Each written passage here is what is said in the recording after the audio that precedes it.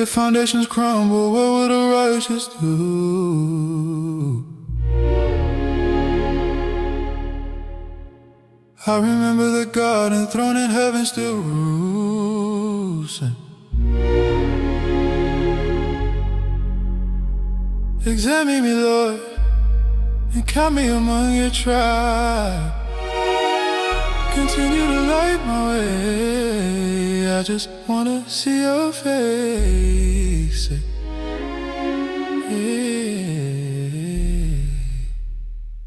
I trust in the Lord, so into the mountains I will not flee. I will not be struck by the weapons they fashion for me. For God is their ways, and for their transgressions they'll pay.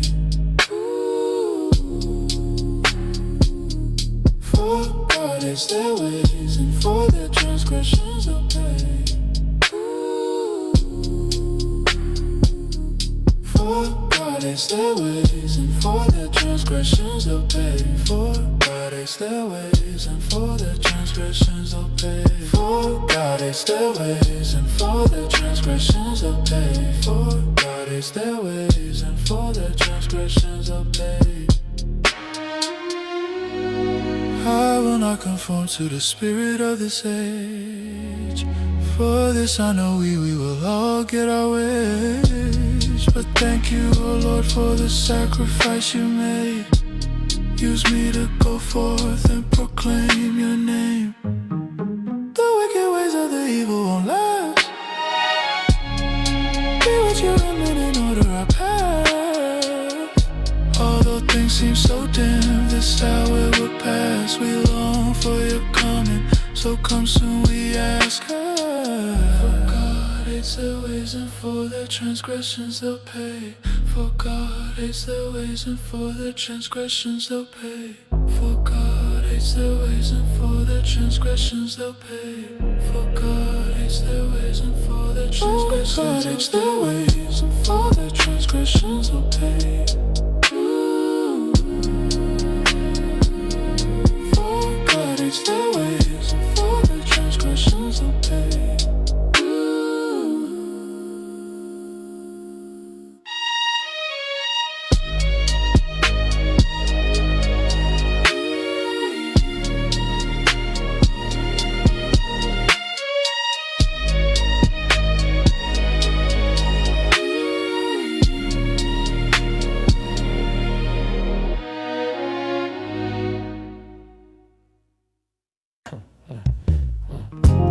Like a deer who pants for water, my soul thirsts for you. When shall I appear before the Lord? My tears have been my food. The scoffers say all day and night, tell me where is your God? My heart breaks as I recall worshiping among your tribe. I'm overwhelmed, my heart is sad, but always I will hope in you. Even though I'm displaced, to me you always been true. Yeah. I hear the crashing of raging seas, the waves and tides sweep over me. Each day the Lord pours unfailing love upon me, and I sing praises through the night. I pray to God who gives me life. Oh God, my rock, don't forget me. This I cry. Why must I wander around in grief, tormented by scoffers and enemies? They tell me the Lord is not here, he's far from me. Why am I down? Why is my heart sad? I hope in my God and I will be glad. I praise him again, my Savior and God at that.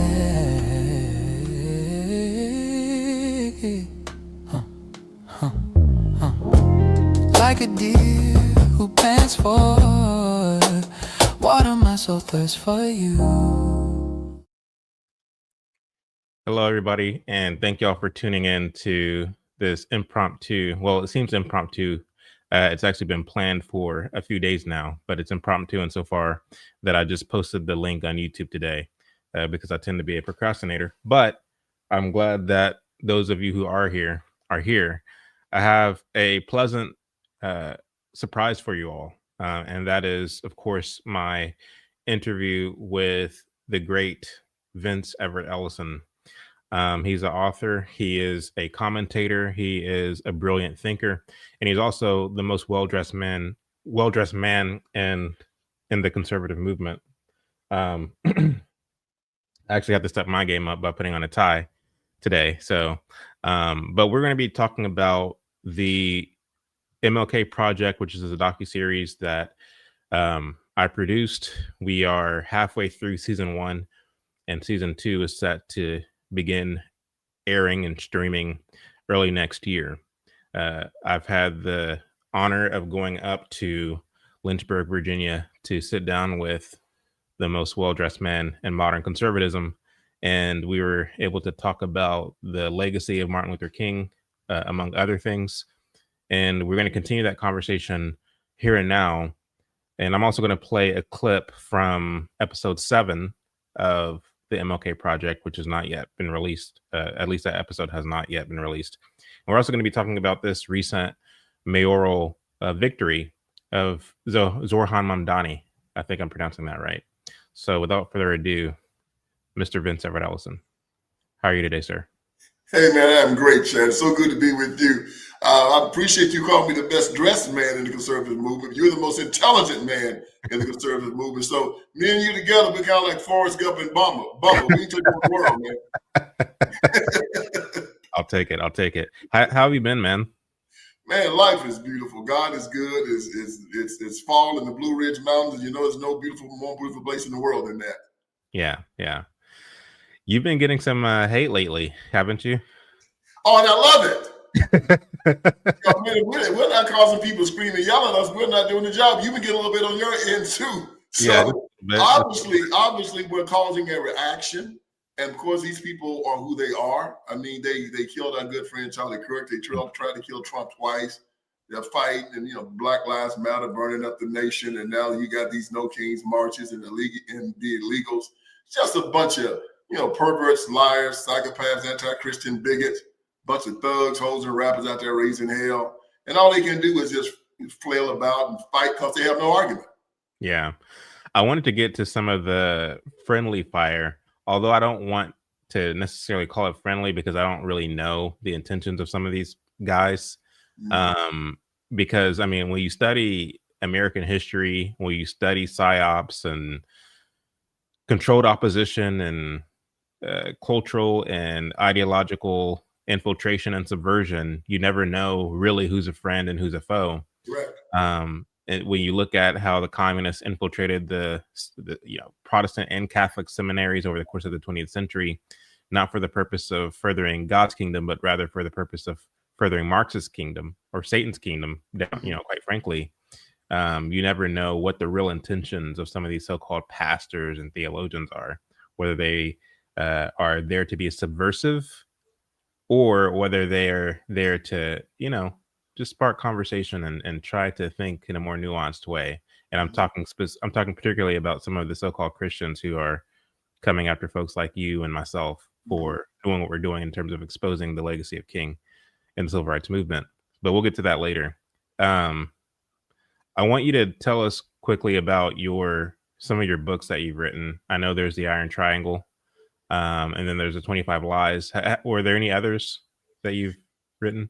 Yeah, man, I wrote a book called Crime Inc. It talked about how the Democratic Party is part of like a crime family, and how they make a lot of their money and they get their power from doing things like, the unions, like the crime and the crime families do. They control the unions, the teachers' unions, just like the mafia does. Mm-hmm. How they get their money from the drug cartels. All the drug cartels have lobbyists. They have these attorneys up in D.C. that they pay on contingency. They pay them millions of dollars, and these guys then give fundraisers for Democrats, and of course they keep the border open. I talk about how they use street money and souls to the polls and ballot harvesting, how they steal elections. So the whole book just shows how they use these mafia tactics to stay in power, how they use intimidation, like they did with the Ku Klux Klan, and how they did with the red shirts, and how they did so many things back in the past. They still do it now. So that book talks about that. And then my last book was a book that I wrote, and it's very interesting because I call it The End of Tolerance. talk about the fact that the Democrats and the leftists have used our tolerance. You talk about it a lot also, to allow them inside of our schools, inside of our families, inside of our politics. They tell us if we turn them away that we're intolerant. They have words for us like homophobe, transphobe, xenophobe, something to make you retreat from your stance. And they will use those words to, I guess, shame us into allowing the most nefarious, most demonic, and really the most terrible things in society to come into our schools, to come to our communities, to come to our churches, our places of worship. And we've done it, and now they've taken over. Mm-hmm. So it's time for us to end our tolerance. Jesus Christ was not tolerant of sin. Right. He told us to repent from it. He told us to rebuke it. He didn't tell us to accept it. And tolerance is just acceptance. And what one generation tolerates, the other generation will completely accept. And we see that now. Right. No, I'm so glad you're writing on that. And I'm so glad that actually more people are writing on exactly that point. With your book, I know Allie Beth Stuckey, she wrote a book called Toxic Empathy, which covers the same thing. Yeah.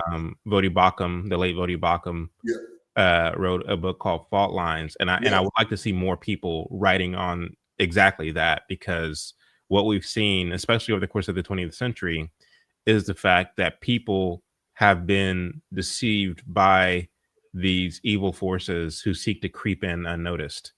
And they do so by, I mean, you of course know this, so I'm preaching to the choir here, but they do this by finagling their way into our institutions, to your point, education, church, entertainment, things of this nature, by appealing to people's ignorance or vulnerability or naivete, thinking that they mean well, using words like tolerant and, we have to be kind and we're all the same and all the things.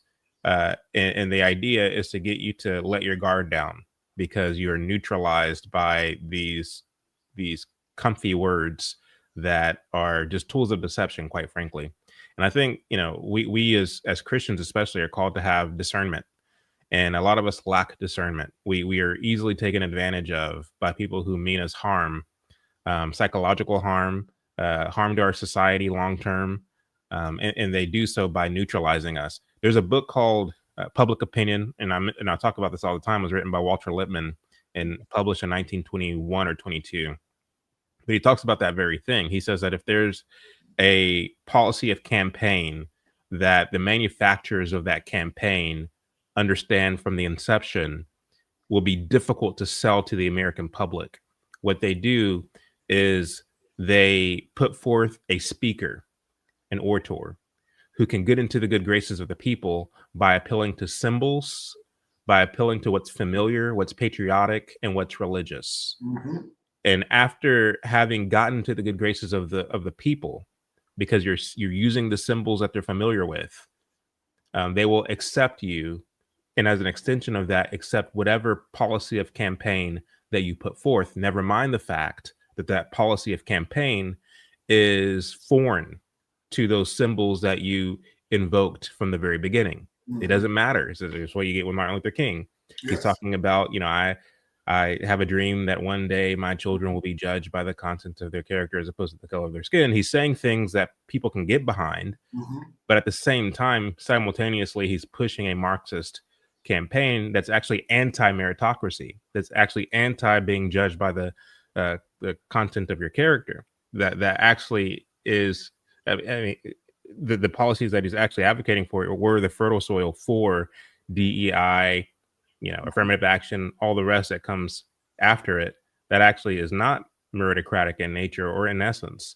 And so what Walter Lippmann was communicating in that book was basically the tools of deception, which we see today. So anyway, that's my long kind of whimsical way of saying thank you for writing that, because I think that's desperately needed, because we need to have discernment, and books like what you're writing helps, but more importantly, we need to draw near to God, because God promised that in our drawing near to him, he will then draw near to us. So they tell this lie, and they're trying to make us believe that we can make heaven on earth. And we all crave it, but you and I both know that's not possible, not without Jesus Christ. They think we can bring it through man. So when the King talks about all of this togetherness and this love and all of that, instead of saying let's go to Jesus for it, he said let's go to government for it. Mm-hmm. And that's where he misses the point. They always want to go around Jesus Christ. They always want to go around it and say that we can do it. That's what the communists and the Marxists promise. We can give everybody can live together in peace and harmony, and we can all give everybody the same thing, and we can love one another, and we can have this utopia here on earth if y'all just give us power. And instead of people say, no, you don't know how to do this, we have to give this to Jesus, and if it comes about, it'll be through him. It will not be through man. Mm-hmm. And they keep telling this lie, just like mamdani up in New York. We can do all, feed everybody. We can have government grocery stores. Everybody can have food. Everybody can have a car. Everybody can have a house. But how do you do it? And he just said, we'll just will it. Right. We'll just make it happen. But we know that throughout human history, when you start looking at the character of human beings and human nature, like you said, merit, incentives, capitalism, a free exchange of goods and services, and capital is what makes this happen. Not a gun to the head, not coercion, not law, but men and women freely and actively wanting to look out for their own self-interest. And in doing that, we elevate each other every time. In this society, I'm a little bit selfish because I know that if you find your gift, it's going to help me. Mm-hmm. I want you to be a good doctor. So when I go to the hospital, I can be taken care of. I want you to be a good chef. So when I pay my money, I'll get a good meal. I want you to be a good mechanic. So that when I take my car to the shop, it'll be fixed. So I want you to find your gift. And then I want to come to you and we have a free exchange. Your gift for my money, I get what I want, you get what you want. We both elevate, everybody's happy. But you and I both know that Marxism and communism will not give you that. It's a gun to the head, it's force, it's them telling you what you must do, and the whole thing falls apart because human nature just doesn't work that way. 100%, 100%. I wanted to get off into, because I have a lot I want to cover in such a short amount of time. I want to get off into this scene from episode 7 of the MLK Project, and we can talk about it, and hopefully that will kind of bleed into the Zohran Mamdani conversation. So here's a clip. Once Ellison was introduced to MLK, he became the primary financier and organizer. They started the Southern Christian Leadership Conference. Stanley Levison was the mastermind behind the Southern Christian Leadership Conference. Stanley Levison and Baird Russell set it up. They wrote the bylaws and everything for it. They set the whole thing up to be exactly what it was. A radical Trojan horse into the black church.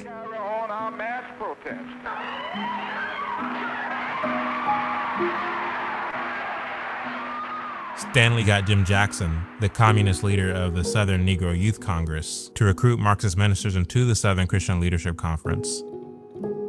Jim Jackson was the Southern secretary of the party. He recruited many of the people who then became leaders of the movement: C.T. Vivian, Shuttlesworth, Lowry, Wyatt T. Walker. These were all ministers in the Southern Christian Leadership Conference, organization that Martin Luther King came to head. These guys are a bunch of apostate hoodlums, man. It's an apostate church. And Stanley Levison started it. I mean, they operated under the Southern Negro Youth Congress. They wouldn't run around the South talking about they were communists. They were in the Southern Negro Youth Congress, but they also happened to have been communists. Jim Jackson, those are mentors of mine. Those guys put me on the right track.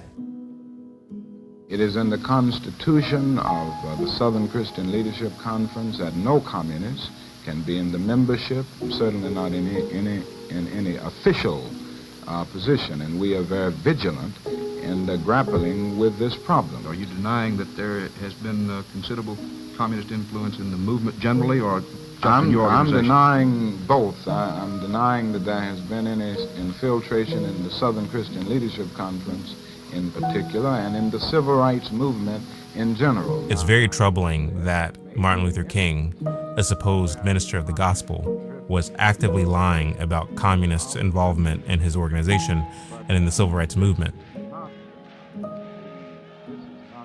he was literally being a deceiver. This fact alone reveals what his true interest was, not to call upon people to repent and follow Christ, but to use the church in his position as a minister in pursuit of a cause that's actually anti-Christ.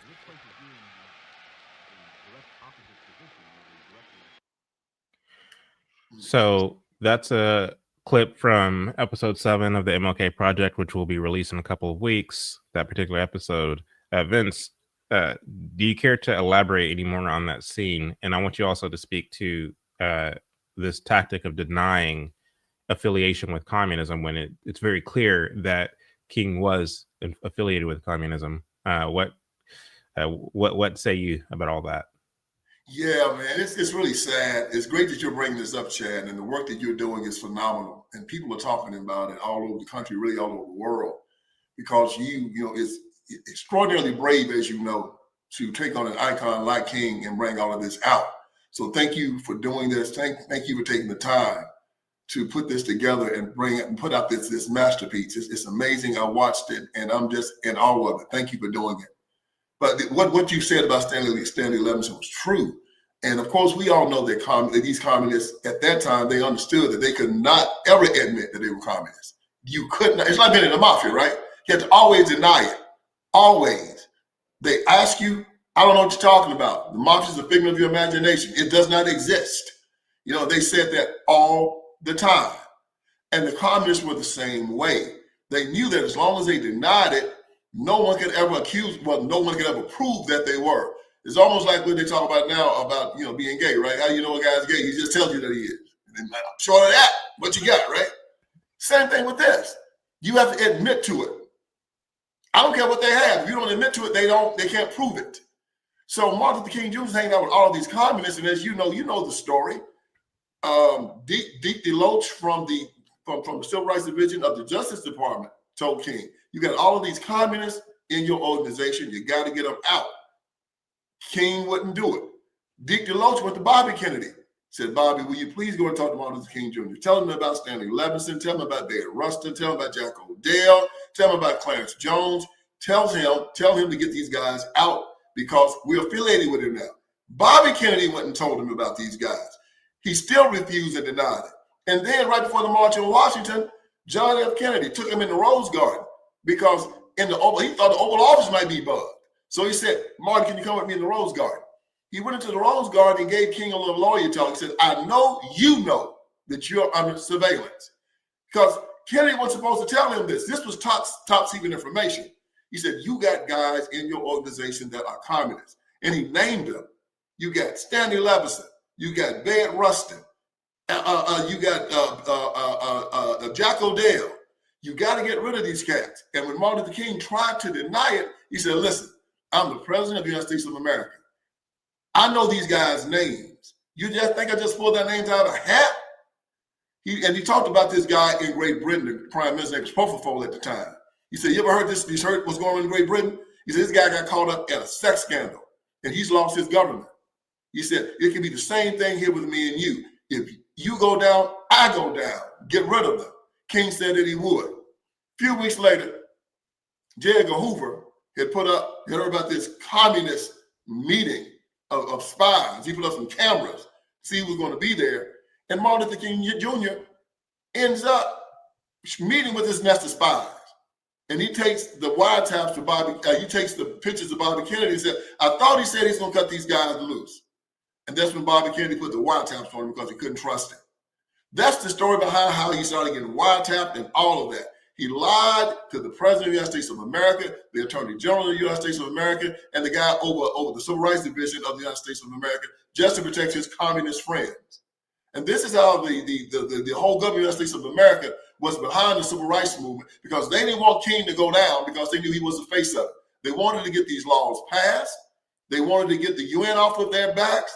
They wanted to get the communists and Stalin and the Comintern off their backs, so they were using the way black people were treated in America as cannon fodder. I mean, as a cause to get all the countries in Africa and all of the countries in Asia to turn communist. And they wanted to get this monkey off of the American people's back King was the horse they were riding, but they found the king was compromised, but they got it done anyway. Right, right. And you talked on this briefly in what you just said, which is all on point.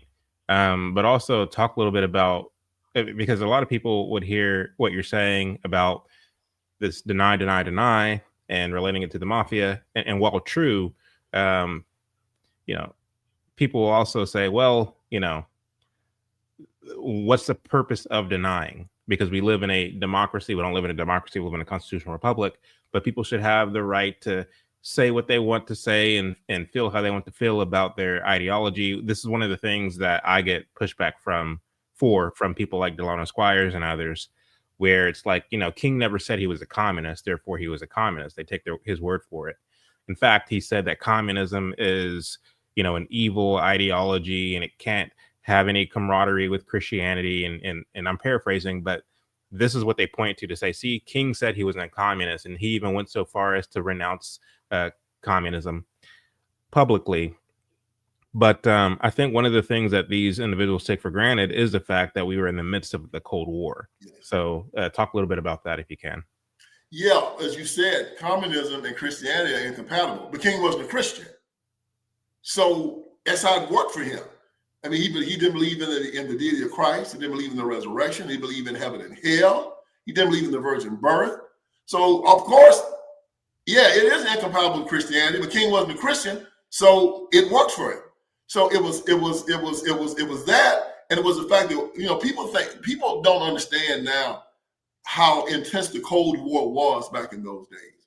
I can remember it when I was a child, but this was like the 70s and the 80s. But in the 60s, it was very intense. Castro had just taken over Cuba, and Cuba was 90 miles from the United States of America, and we just had the Cuban Missile Crisis. So this was real, for real, for real. You had Che Guevara and Castro down in Cuba blowing people's brains out. They were killing people. You had Vietnam going on, and the communists were at that time we were trying to take over Vietnam, and the Vietnam War was going on. You also had the fact that Mao Zedong had just taken over China. It was communist, and you had a lot of communists fighting and infiltration down in Africa, where a lot of the old European and powers were being taken over by a lot of the Black Africans fighting in Africa. As a matter of fact, Nelson Mandela, he was a communist during that time, and they were fighting down there.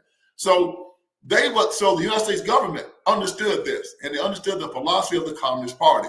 What was it? The domino effect. We're going to take over every country in the world, and then the last one we're going to get is the United States of America. We knew this was their plan. We saw it in full effect. And now they were over in the Western Hemisphere in Cuba, 90 miles away. And we knew they were trying to infiltrate the United States of America. So they was coming through, and you write about this, you talk about this very, very well. They've been doing this since the late 1800s, actually. And they were definitely doing it after World War I. So they had tried to infiltrate the blacks down south with the sharecroppers. They tried to unionize them. They tried to do it in the union movement, but they got us out of the civil rights movement, and they really started getting some headway. And Martin Luther King Jr. and the people in the civil rights movement understood that if it ever got out into the American public that this movement was controlled by communists, that they were going to give the government everything they needed to tear them down, to destroy them, to go in and put the hammer to them. You know, the government was already coming down on the Black Panthers. They were already coming down on RAM. And people said that the FBI hated the civil rights movement. That's not true. There was this group called RAM, the Revolutionary Action Movement, headed by Maxwell Stanford. And these guys were hard, man. They hated the civil rights movement. They were hardcore, hate white America, and they wanted to separate from America, and they didn't like the integration concept of the civil rights movement. They had a plan to assassinate the leaders of the civil rights movement. Roy Wilkins, the people from CORE, they was going to come in and kill them. J. Edgar Hoover had infiltrated RAM and found out about their plans to kill these guys. Now, if J. Edgar Hoover had hated Martin Luther King Jr. and the civil rights movement, he would have allowed RAM to go in and kill all of these guys, and he would have stepped back and said, look at this, man, N-words killing N-words. Ain't this a shame? It would have just let them kill them, then lock them up. Instead, Hoover stopped RAM. from assassinating members of the civil rights movement. He stopped it. Why did he stop it? Because it was a policy of the United States government to try to get try to end this whole ignorant crap down south with separation based on races and keeping people from voting and all of the violence. They wanted it stopped because it was bad PR for the United States of America, and the civil rights movement was their key to getting it done. Martin Luther King Jr. and his crew, though, had a whole nother plan behind it. Theirs was Marxism, completely, ultimately Marxism. They wanted to end the Vietnam War. They wanted, as you know, free medical care. They wanted free housing. They wanted free this, free that, free everything. And they got it. They ended the Vietnam War. They got all their free stuff. Now they're about to implode the United States of America. He has become an icon. So it was very, very, very well done. They even put themselves in a place where they were indispensable to the United States government, because they knew that if they took down Martin Luther King Jr., that the civil rights community was going to implode on itself, and everything they had worked for to get their image polished in front of the world was going to fall apart. So Martin Luther King Jr. is basically Rasputin. Remember Rasputin when he was in the court of the Tsar, and he could do anything he wanted because he knew that the Tsar couldn't kill him. The Tsar couldn't kill him because the Tsar believed that he was the only person that could heal his son that was a hemophiliac. And because Rasputin knew he had this power, he acted a fool, walking around, sleeping with everybody, drunk, fighting, and the Tsar couldn't do anything to him. Martin Luther King was the same way. He believed that the federal government needed him to keep the black people under control, to get these civil rights laws passed. And as long as they needed him, he could do whatever the hell he wanted. And believe me, he did. Yeah, those are all really solid points. It's interesting because, when it comes to this whole idea of the feds wanting for the civil rights movement to stay intact, even going so far as to neutralizing and arresting individuals. I mean, of course, the FBI can't arrest anybody, but in those days, the whole idea was to go after organizations that were basically a threat to the American way of life.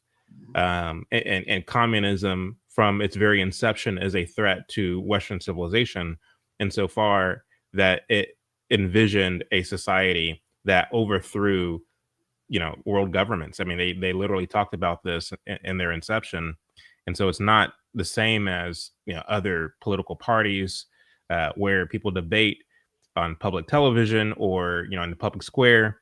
I remember there's a clip that, Paul Robeson, the singer, who is an avowed communist, basically made the point of saying, like, look, communism is the same as the Republican Party and the Democratic Party. We should have the right to just, express ourselves out loud. But the reality of it is, no, this is an ideology. This is a concept that seeks to basically overthrow not only the American Constitution, but also just our economy, our way of life, Christianity. It's very hostile to Christianity. And you can argue that the Democrat Party is doing that very same thing today, because they've been infiltrated by the communists. But one of the points that I make in the docu-series, just based upon my own findings from history, is that the communists actually infiltrated the Republican Party in the 1800s. Yes. And then by the time you get into the 1900s, they were able to infiltrate the Democrat Party even more. Mm-hmm. And this is why it's hard for me to become a flag waving partisan, because the more I dig into history and realize that it's not a matter of the party switching. That never happened. Right. What did happen is it's a matter of degree by which the communists infiltrated this party or that party.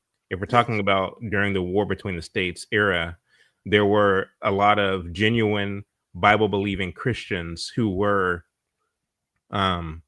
abolitionists. Mm-hmm. However, there were politically interested people who were influenced by communist ideology, who made up what we call the radical Republican Party, who were within that radical Republican Party, people like Thaddeus Stevens and others.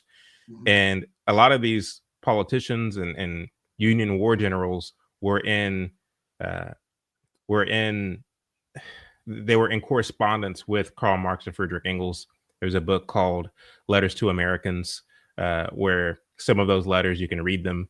There's another book called Karl Marx, Friedrich Engels, and the Civil War, where they were basically trying to, their whole idea was to use the issue of slavery, which was already on its way out, due to industrialization and due to the fact that there were moral components to it and there were practical components to it, but slavery was on their way out. In fact, Jefferson Davis, who was the president of the Confederate States, argued that they don't believe that slavery should exist in perpetuity, but they just wanted in the South the right to end slavery in the South in the same fashion and in the same way that it was able to be ended in the North, because slavery exists even still today, but it existed for all of human history. And this whole idea of living in a free market constitutional republic is a very new phenomenon. And I don't think people really respect how new of a phenomenon it is when you look at it with the backdrop of the grand course of human history. And so it's not something that you can just end in one fell swoop. It's something that takes kind of a gradual incremental thing. And the fact of the matter is the conditions for many Blacks in the South were much worse during Reconstruction after this full, broad sweep, ending of slavery. It was much worse during Reconstruction than it was during slavery. And that is, I think, a difficult thing for a lot of people to hear today, because, we are conditioned to think a certain thing, to believe a certain thing, but much of the education we get is geared toward having a statist kind of pro-civil rights mindset, such to where we're not able to think critically about what it actually takes to preserve our republic. When you look at history and you see, once again, the fact that many of our Union generals and politicians were working hand in hand with Karl Marx and Friedrich Engels, not for the purpose of ending slavery, but rather for the purpose of helping to usher in the proletarian revolution. And they were able to implement a lot of their tactics and practices during the Reconstruction period, where Union war generals were literally pitting Black Southerners against white Southerners. I know what I'm saying sounds outrageous, but this history is there for everybody to view. And again, there's a lot of nuance to the whole kind of history of Democrats and Republicans. And I think we miss a lot because we always look at history through the lens of partisanship. And when we do that, that blinds us from being able to see the truth for what it is. That the reality is that it's bigger than Republican versus Democrat. It's literally good versus evil. And there has been figures, individuals in both parties historically who have worked to undermine our American Protestant Christian system and to push us more toward a secularist, confusing, globalist, Marxist society. And to the extent that we are at war, partisan war, and I know I'm on a tangent right now, but to the extent that we engage in, it's important to acknowledge that the modern iteration of the Democrat Party is demonic, it's evil, it's pushing abnormal ideas, and the Republican Party, by comparison, is the more conservative of the two-party system. And it's also important to note, to look at historically all of the things, all the nefarious things, all the wicked things that the Democrats were into. But the Republicans are not exactly exempt from getting a lot of scrutiny, as far as I'm concerned, because they were just as complicit in a lot of this stuff. When you compare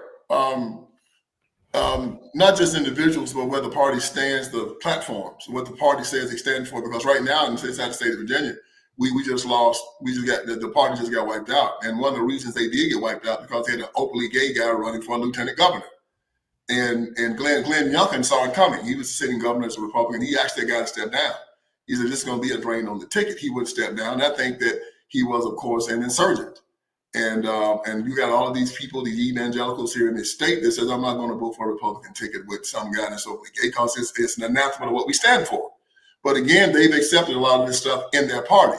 And you have a bunch of women over on the Republican side. You can't defund Planned Parenthood because they always vote against it. You have 5 or 6 women that are in the Senate who will not vote to defund Planned Parenthood because they stand with them.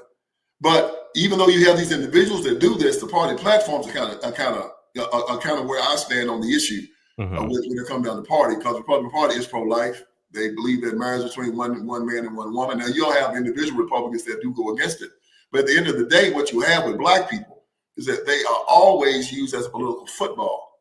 They will not stand up for their own individual rights.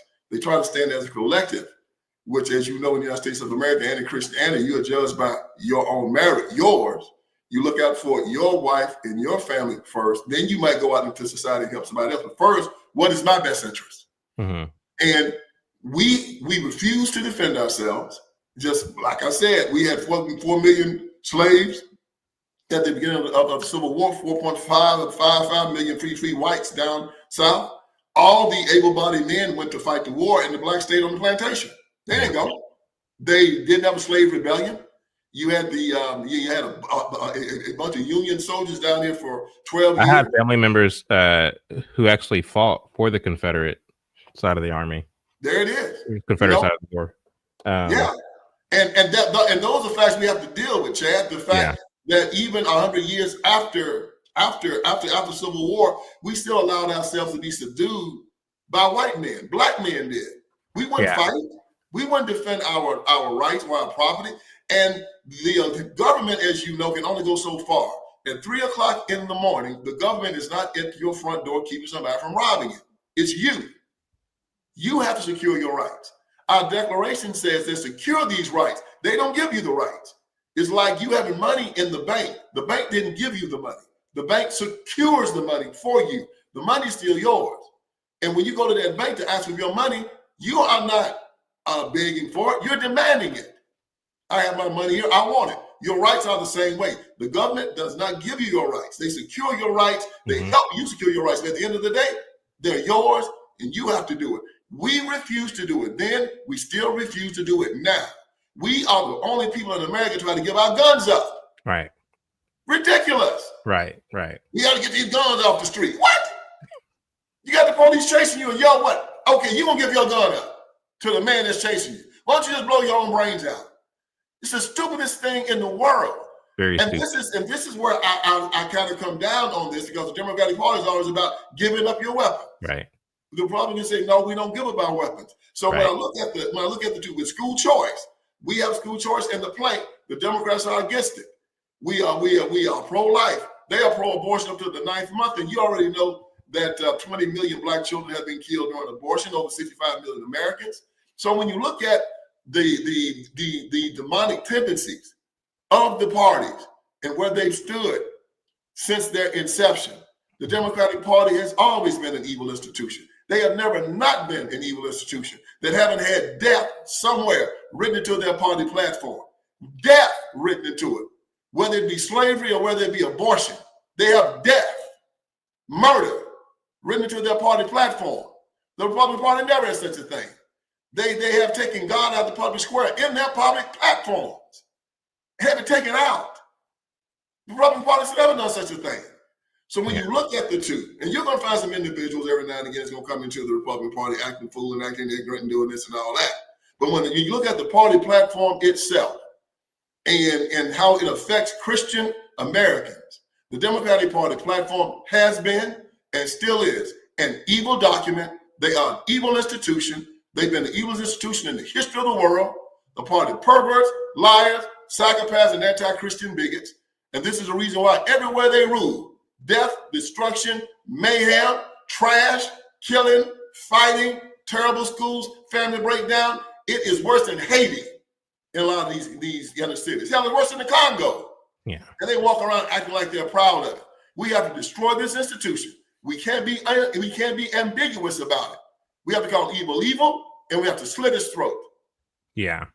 I hear exactly where you're coming from. I guess my thing is, I can look in history and find actually many Democrats who I think were patriotic, were pro-America. Martin Dice, for example, he was a East Texas Democrat who was for a time the chairman of the HUAC committee, and he was picking out communists and exposing communist infiltration in our government and in our institutions.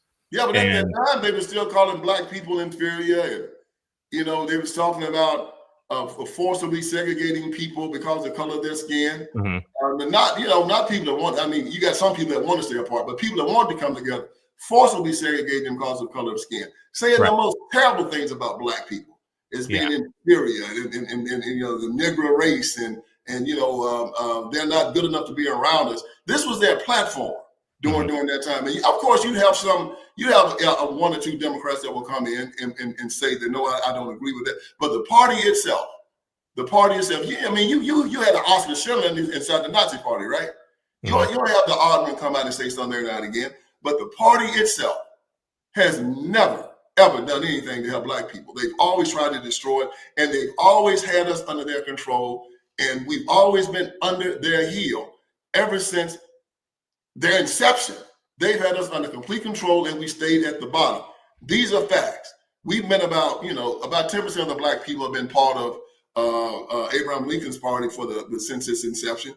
But the vast majority, 90% of black people, have been under the control of the Democratic Party, and they have done nothing but put us in jail, destroy our families, take away our economic base, provide drugs and prostitution, hip hop music, take our guns away, bring drag queens and sex fiends in our schools. They're grooming our children now. Man, this is an evil institution, Chad. There's really no comparison between what the Democratic Party has done and the Republican Party. Because the Republican Party has never had no control in the black community. Zero. It's been the Democrats, period. Yeah. I take your point. I think for me, and this is why I appreciate talking to people like yourself, because you're somebody who have really looked into the history of partisanship in America. I mean, it shows in your books, and you have a lot of things that you revealed that I didn't even know. So I appreciate the conversation. But for me, the reason why my brain don't typically go to blaming the parties, even though the parties are like they bear a lot of blame. I'm not saying that I don't acknowledge their evil doing, specifically the Democrat Party's evil doing historically.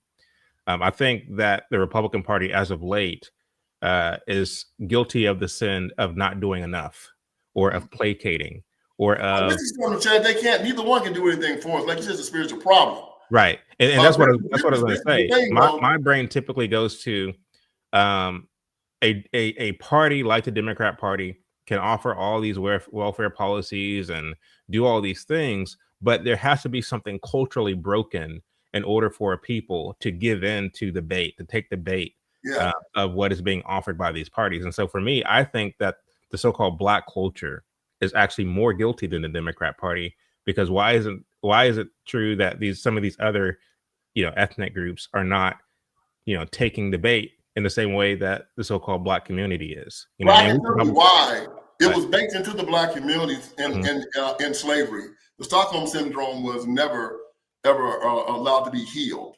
When somebody's taken captive and they've fallen victim to Stockholm syndrome, you have to take them out, and you have to take them away and isolate them from the people that was from the abuser, number one, and then you have to rehabilitate them. The Jews did that when it came down at the end of World War II. They took the Jewish people that had been in the concentration camps, and they took them from Germany and brought them into Israel, and they rebuilt them.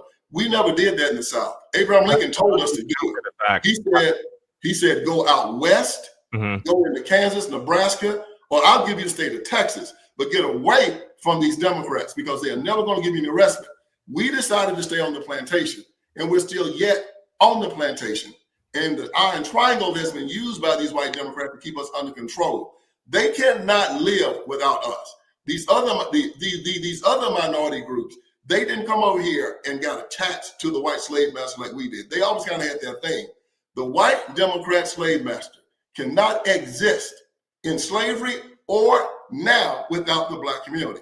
during the Jim Crow South, they needed us to pick cotton. Cotton pickers did not exist. We had to stay on the plantation. We were part of not only their culture, but their economic viability. Now they have to keep us for the votes. And so it's a situation where, I use this comparison. You have a house, you have two neighbors, one on one side, one on the other. One neighbor leaves you alone. If you want to rise, you'll let you rise. He's not going to bother you. You don't like you. He don't hate you. But you got one neighbor who is actually, he's invested in your failure. He's shooting in your house every night. He's burning up your house. He's trying to kill your children. He's raping your family. And people are telling me that I should be mad at the neighbor that won't bother me as much as I am about the guy that is actively trying to kill me. The Democratic Party is actively trying to destroy Black people. Mm-hmm. They've always done it. They cannot survive without our vote. They cannot survive without keeping us under control. The Republican Party only gets 10% of our vote. They say, if you want to rise, rise. If you don't. We're not going to stop you. But the Democratic Party actively will keep you from having school choice and keep your children in ghetto schools. They will actually have an abortion industry that will abort half of your children because the abortionists need the bodies. Mm-hmm. They actively need the ghettos to sell fentanyl and drugs in. They actually have to have it because if they don't keep the Black people under control, they are dead. Mm-hmm. No options. The Republican Party can come and go with it. But if the Democratic Party can keep us under control, they are dead. So that's why the two parties, when it comes down to their subjugation of Black people, one is invested in it. They cannot survive without it. They died this last election because they only got 80% of the Black vote. They got to have 90. And they'll do everything they can to get it. And they've done it. But the Republican Party is saying, look, man, if you rise, cool. If you don't, cool. I don't care. You know what, Vince? Says, you cannot rise. It's like, we got to keep you on the plantation, man, or we die. You know what, Vince? I'll tell you what I'll do. Because you're saying a lot of things that is really getting my mental juices flowing. And I think this is a conversation in itself that needs to be had. Yeah. And you're someone who I have a great deal of respect for. And that's an understatement. Oh man, likewise. You know that, Chad. I'm the biggest fan. And I think, I was about to say there's some things I disagree with, with some of the things that you just said, but it's not so much that I disagree with it. I think that it's more nuanced because it's like, you're absolutely right. When you look at the Democrat Party over the last 100 years, especially, I think if you go deeper into history from the days of Andrew Jackson, who started the Democrat Party, there's a lot of things that I think he did right. And to the extent that there's little points that need to be fleshed out or need to be debated, I'd rather have that conversation with you, someone I respect, versus, people who don't really know the history as much as you do and who can articulate your points as well as you do. So what I'll do is I'll try to find time to go up to Lynchburg here in the next few months. And I want to actually have a sit down conversation with you where we talk about the history of partisanship and the role that we as a people play in giving up or ceding or vesting our constitutional rights, our God-given rights to the Democrat Party, and what role has the Republican Party played? Because the thing about it, and this is the last point I'll make on this subject before we get back to the matter at hand, I think to the extent that we focus all of our attention, and again, I'm not caping for the Democrat Party, I'm not defending them, I'm not taking up for them, but what I'm saying is, when you look at the history of ideological subversion, controlled opposition, and psyops, I'm not so ready to not give the Republican Party the same manner of scrutiny that I give the Democrat Party, because I never know who's a friend and who's a foe. You mentioned the party platform earlier, and I agree with that. When you look at the platform, however, the platform is agreed upon by a committee of lay people who have conservative values. Those platform planks don't always translate to the actual politicians who are elected to legislate and to govern. And so there's this disconnect between the committees of people who make up the party platform and the politicians who are responsible for actually putting rubber to the road and implementing those policies and repealing many of the anti-American policies that are currently on the books. And so I think that to the extent that you have the politicians and their donors, they are in a sense laughing at us as true blue Americans who actually believe in this American way of life. They're laughing at us because they're taking advantage of our sensibilities, of our longings, our desires, our desire to preserve not only our Constitution, but Western civilization in itself.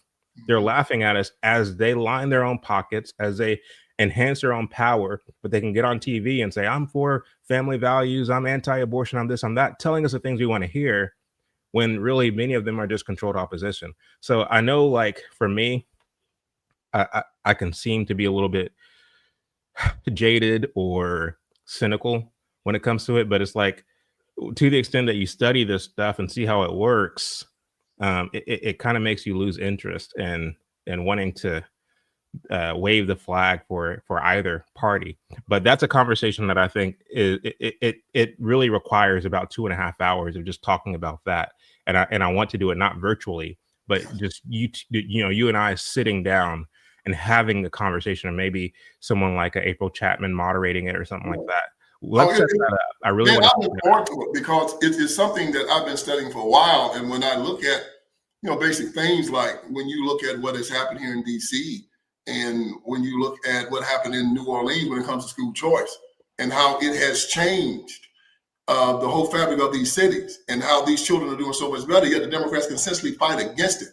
When you see that we're in a death spiral where our replacement rate should be at 2.1, we're at 1.6, and we've been there for 10 years, and we're dying as a nation.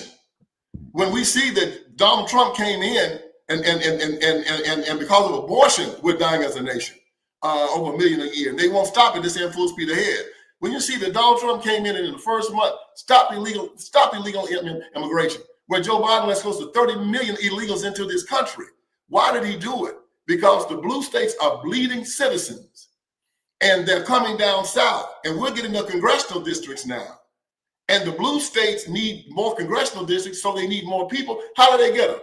Not by not killing people, not by not aborting their babies, not by creating a society where you have jobs and people come up there. No, they do it by having sanctuary cities to bring illegal immigrants up there to be counted in the census.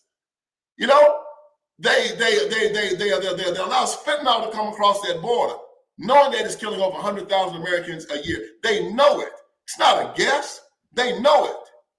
These people know exactly what they're doing. You can go into any ghetto and you can see how they destroyed families. You see how these schools you got schools in Baltimore where the superintendent is getting $450,000 a year, and not one school, science, math, none of them are advanced in it, none of them. And yet they keep it going.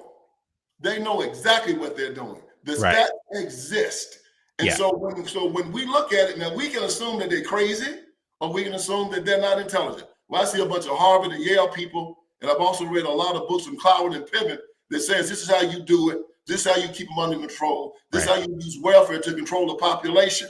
They know what they're doing. They're getting their results, and they ain't changing a thing. And to me, what is evil? Anyone who intentionally harms a child. Jesus Christ says anybody that harms one of these little ones, they better let a millstone be tied around their necks, they be thrown into the sea. But I hope they can swim. Right. One of the debates that you often see online are people Republicans arguing that, Martin Luther King was a Republican. He was a conservative. He would be, clutching his pearls to see at what the Democrats are doing today. Well, what are your thoughts on that? He'd be right with him, just like Jesse Jackson and Al Sharpton and all the rest of his crew. You already know the history, Chad. This was planned. They tried to take over the convention in 1968. All of these, they used the civil rights movement. All these communists, all of these liberals, all of these ne'er-do-wells and malcontents, they jumped into the civil rights movement, and they rode its moral absolutism to take power from the Democratic Party. So after King got shot, they all went to Chicago, and they tried to take over the Democratic Convention. And Mayor Daley and his hard hats beat them all down. and had them, ran them out of the convention center. They were hollering, the whole world is watching, the whole world is watching. They're bleeding and crying and stuff. And Saul Alinsky, who was there, came up to him and said, you got three choices. Either find a wailing wall and cry, start throwing bombs, and you'll turn everybody over to the GOP, or go and organize, and in 4 years, you come back and you be the delegates. 4 years they came back later in 1972, went to Miami, Florida, and they took over the Democratic Party. That's when the Democratic Party left from being a racist, ignorant, Klan member party to a sophisticated Marxist Communist Party in 1972. Jimmy Carter became president after that. America rejected him. Ronald Reagan took over. Reagan, Bush, 12 years. Clinton came in and tried to do it. He tried to go left. They beat him down, and Newt Gingrich took over the Congress. Bill Clinton turned back to the right. Bush came in, and you saw what happened with Bush. Everything was crazy with 9/11 and the housing crisis and all of this economic stuff that he didn't do too much. And then it all came together with Barack Hussein Obama. Obamacare, LGBTQ, government-funded sex change operations, and they've had it ever since then. And they hadn't let it go. And now we're catching on to what they're doing. But it started in 1972, and it's drip, drip, drip. You know what they say. Communists take over through revolution. Right. Socialists take over through what? Evolution. Mm-hmm. And this is what they're doing. They're evolving. They're taking their time. And now we look back over the years, and we say, how the hell did we get here? To a $7.2 trillion budget, where 40-something Americans are on SNAP, where Social Security benefits and disability benefits, our budget is exploding because we're taking care of people who no longer want to work. And we're becoming the communist, Marxist enclave, drip by drip, step by step, through tolerance and through our refusal to understand what Marxism and communism is. Wow. 100%. Yeah, I mean, this whole idea that, Martin Luther King was a Republican is, I mean, I get it. People like Alveda King, who was his niece, and others. Who's the other one? Angela Stanton King and others. Yeah. They say, well, he was a Republican. He was a registered Republican. First of all, they're basing that off of a 1955 registration card, but that doesn't actually mean anything because, as you well know, Vince, Martin Luther King never endorsed any president for political office other than LBJ, who was a Democrat. Mm-hmm. And not only that, he, even when his, MLK Sr., Daddy King, they called him, endorsed JFK, mm-hmm. King Jr. wanted to endorse him, but he was advised not to do so by none other than his handler, Stanley Levison, who said, no, you can't give off the impression that you belong to any party. Mm-hmm. You have to be construed as someone who is neutral, someone who's the moral leader of America. That's literally what they called him, the moral leader of the nation. Mm-hmm. And the idea was to chameleonize yourself in such a way that you're everybody's man, or you appear to be everybody's man. And not only that, I mean, I have right here on the record, I'm not going to play it now because I want to save it for season 2, but MLK, like the actual video footage of him saying that, he suspects that that blacks will vote for Democrats in droves because of his efforts with the civil rights movement. So this is something that he spoke about in a kind of gloating manner. King wanting, blacks by and large to vote for Democrats. Well, that's weird to me, Chad, because you already know the history. You know that the first civil rights acts that were passed in the South since Civil War was passed by Eisenhower and Nixon. The 1957 Civil Rights Act and the 1960 Civil Rights Act.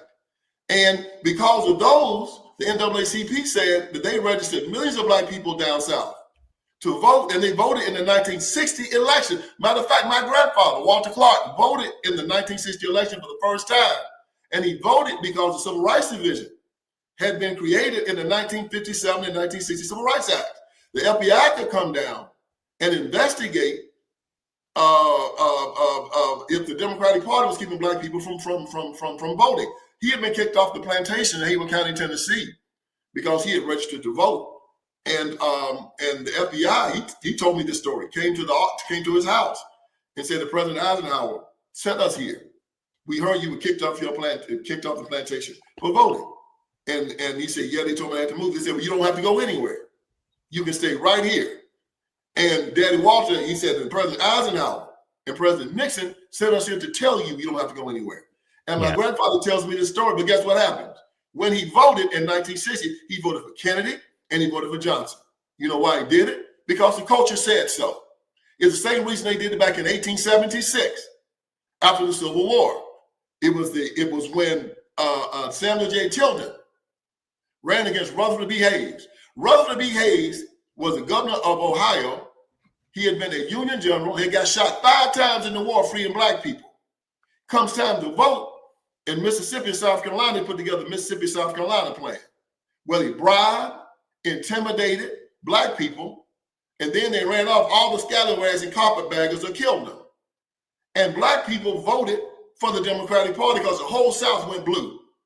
South Carolina had 3 times more black men than white men in it. And 101% of all registered votes went to the Democratic Party. 101%. So they basically voted, they went a little too crazy in South Carolina. Mississippi had 2 times more black men than white men. And Mississippi went blue. And that's when the Republican Party went down there and said, no, there's some shenanigans going down here. We don't believe these. We don't believe these numbers. We're not going to allow it to happen. South Carolina said, we'll start the Civil War again if you don't take these numbers. And Rutherford B. Hayes made a deal. He said, okay, give us your electoral college vote, South Carolina and Mississippi, and we'll end Reconstruction. It makes perfect sense to me, because if you had a Civil War that cost about $3.5 trillion, and then you've had a Reconstruction for 12 years, and then at the end of the day, black men are going to vote for the Democratic Party to put them back in charge of the South, let them be with their masters. Yeah. They've never not voted for the Democratic Party. They've always voted for them every chance they've gotten. Why? For the same reason they vote for them now. They love their master, period. It's Stockholm Syndrome, and they will never leave their master until we get to the younger people like yourself and you and Chuck, and you guys doing a great job educating the young people. And this is the reason why so many of them turned against the Democratic Party in this last election. Is the work that you're doing, is the education you're giving them, and the young are much easier to cure than the old people are. Yeah, I think even the piece that you mentioned about Nixon and Eisenhower it requires a bit of nuance, because even though they were Republicans, Eisenhower was an admirer of FDR, who was a raging socialist, and Nixon supported universal basic income and wealth redistribution policies. But here's the thing, though. Here's the point I was making. If black people were going to vote because of civil rights, after the Little Rock 9 incident, when Eisenhower was sent down the 101 Airborne to integrate Central High School inside of Little Rock, Arkansas, and then he signed the 1957 and the 1960 Civil Rights Act. If they were going to vote in 1960 based upon civil rights, when they voted for Eisenhower and Nixon, when they voted for Nixon over Kennedy, who fought against those acts, who did nothing for civil rights. I mean, if you were going to vote for civil rights, if that was your issue, since they're saying that they voted for Johnson because of civil rights, well, why didn't they vote for Nixon because of civil rights? He had done more because, and I think you know this, that when you look at the 1964 election, all right, 80% of black people voted for Johnson and Kennedy in 1960. 80%, even though they didn't do anything for civil rights. Nixon had. So the civil rights argument falls on his face. Plus, in the 1964 election before the 1965 Voting Rights Act, more black people, as a percentage of the population, voted in 1964. The only time it had ever more black people voted in a percentage in the United States of America when they voted for about Barack Obama in 2007. It was the highest percentage of black people ever voting in the history of this nation, 1964. This was before the 1965 Voting Rights Act. These people voted because of what Nixon and Eisenhower did. Civil rights was never the reason black people voted. Black people voted then the same way they vote now. They vote for the D. They don't care who's running. They've always done it. They always will do it until we find a way to re-educate them and change their mind. They never not voted for the Democratic Party.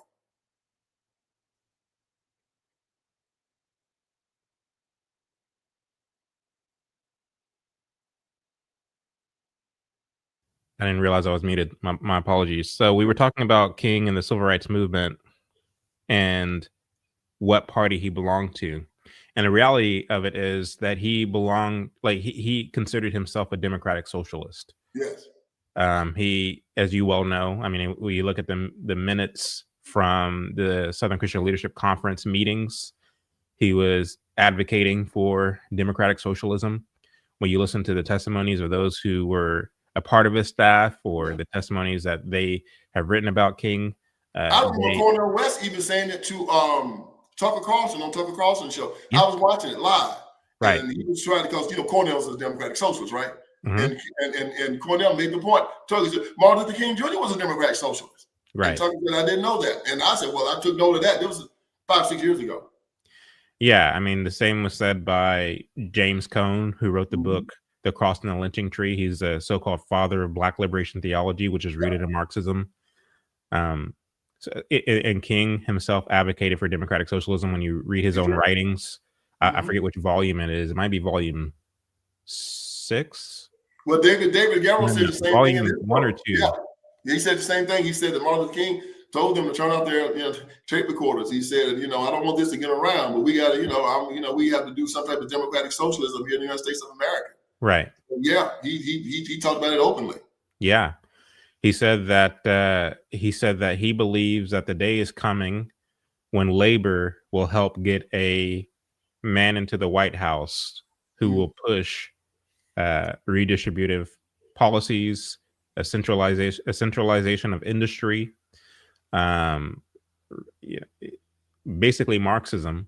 Yeah. And he doesn't know what this new order will be called, but he said it will be the end of capitalism. He said, I don't know if it'll be called communism or socialism or democratic socialism, but then he says that it doesn't matter what it will be called. It doesn't make a difference. He says a rose called by any other name smells just as sweet.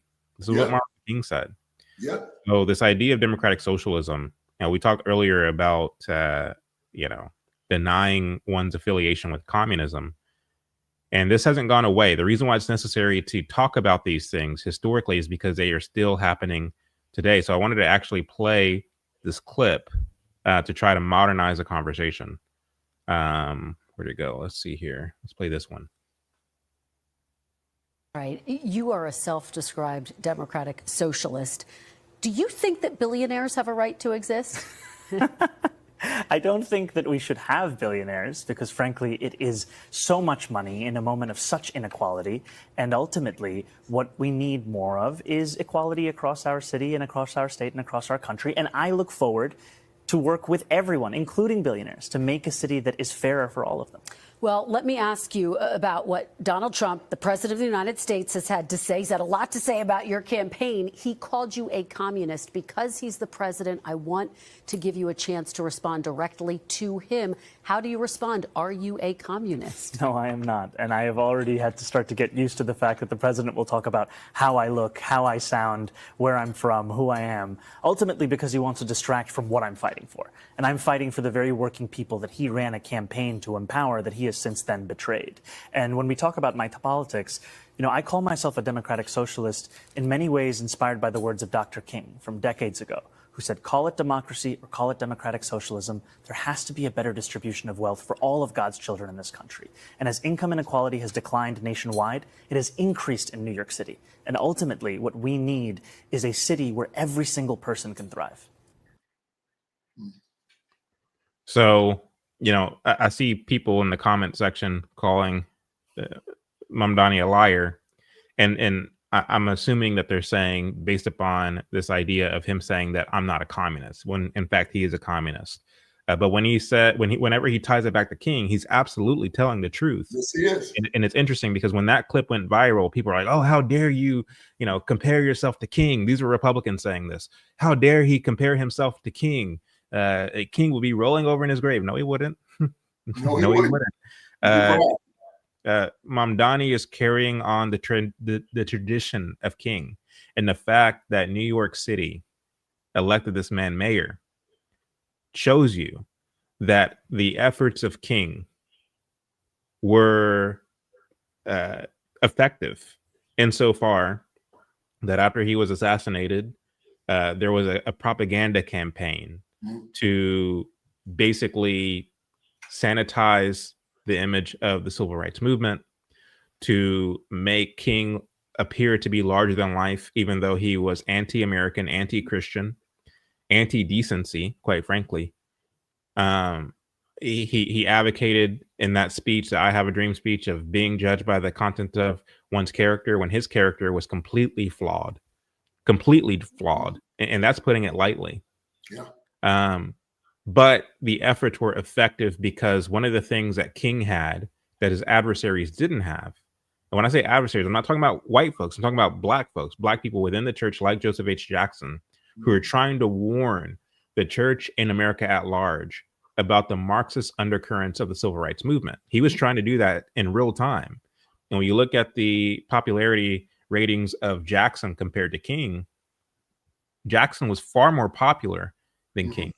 But one of the things that King had that Jackson didn't is a press made up of fellow travelers who were communist sympathizers, who went out of their way to make King appear to be larger than life. I mean, when you look at his face being plastered on the cover of Life magazine, on the cover of Time, all of these spreads about him in very popular publications across the country. When you look at the way that they were able to market and produce the March on Washington, the idea was to really kind of put him on this pedestal, much the same as what they did with Mamdani these days. I mean, you couldn't turn on the television without seeing his face. He was going on The View. He's going on a lot of popular podcasts. He was, they were making it out to be this thing where he's just the greatest thing to grace us in the modern times, and he's going to turn New York around, and he's going to do all the things.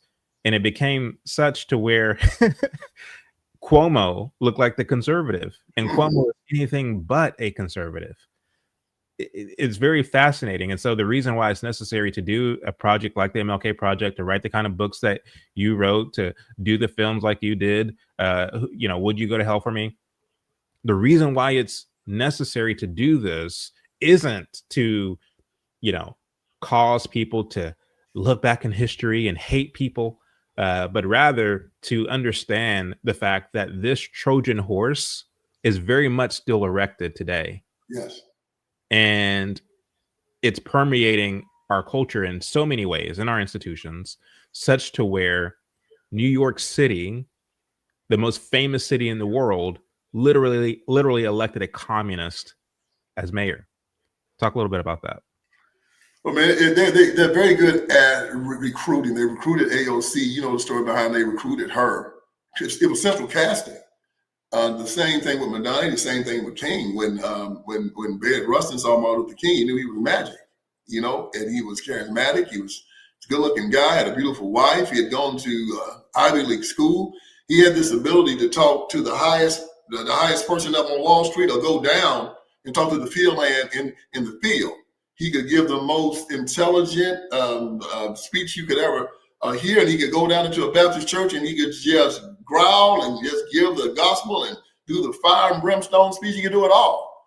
He was a master at it, and he was great for central casting. And they chose well, like they did Mamdani. But what they gave away with King was this. When I went down to see his monument, before I really knew who he was, and I noticed immediately that there was nothing that mentioned he was a reverend, nothing that mentioned the SELC, Southern Christian Leadership Conference, nothing that mentioned God anywhere on that monument. And I said, I wonder why. And I understood after learning about him, I said, this was not a mistake. This was a confession. The black preachers could have raised some hell because they got the drum major quote wrong, and they rubbed it off and put the proper quote on, because Maya Angelou called Barack Obama and told him this quote is wrong. And I believe that if just a few black preachers that had known King said, you need to put up that he was a reverend, You need to put some of these quotes from the Bible that he put on. They didn't do any of it because they are now telling America just who King was. He was not a reverend. He did not believe in God. He was not a Christian. And when you look at the Black community and where it is, it tells a whole story. A tree is known by the fruit it bears. Jesus Christ said, how do you know a false prophet? You will know it by the fruit. Same as you know a tree. You want to get good fruit from a bad tree, bad fruit from a good tree. Each tree and its fruit be after its own kind. And the Black community is at the bottom of every socioeconomic statistic in America, yet they celebrate him. Why? Because we vote the way they want us to vote. We vote for Marxists and communists. And in the United States of America, the richest country in the world, the Black community is a Marxist communist enclave in this oasis of freedom and economic prosperity. Who put it there? The Black Caucus, the Iron Triangle, the Civil Rights Movement. In 1956, in his book, American and King Years, Taylor Branch wrote that the Comintern told their insurgents in the Civil Rights Movement that they wanted to make the Black community a direct replica of the Soviet Union. They've accomplished it. State education, dictator worship, one-party rule, poverty, economic distress, crime, all of it. We look like Western Germany before the Berlin Wall, and they're proud of it. Why? Because they keep power. In the same way that those Stalinists and those communists would stand on the communist wall and wave at the poor people down there at the bottom, dying with their teeth falling out, but they were doing well, and they were celebrating their victories and over all of the Nazis and whatnot. They're living well, but the rest of the people are living like peasants. So it's the same thing with the Black Caucus and the Iron Triangle. They live well. The rest of the Black community live like peasants. And they say it's a victory. Why? Because they have power. And they've taken the Black community and they've addicted them so hard to government that when the SNAP benefits get pulled away, the people got to steal because they can't fend for themselves. They make them slaves again. And just like every slave, most of them are afraid to run off that plantation because they know they don't know how to fend for themselves. And they'll take abuse, they'll take mistreatment because they are afraid. But you and I know that in Jesus Christ, there is no fear. He told us 365 times in the Bible to fear not. He told us, I got you. We have to step out on faith.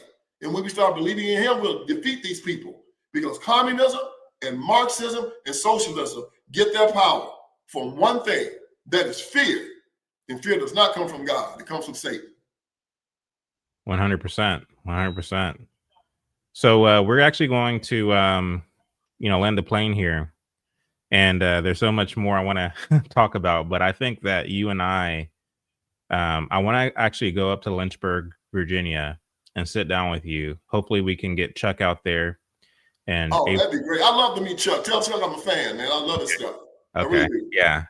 But I like for myself, you, Chuck, and April to all sit down and have a sit-down conversation, maybe a 3 hour. Let's get some cigars and some bourbon.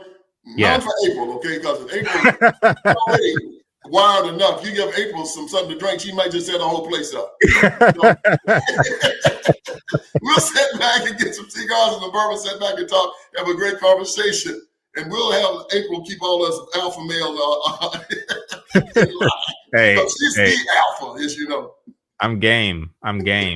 But I think we should have like a 3 hour conversation on just history and partisanship and Black culture's role in all of it.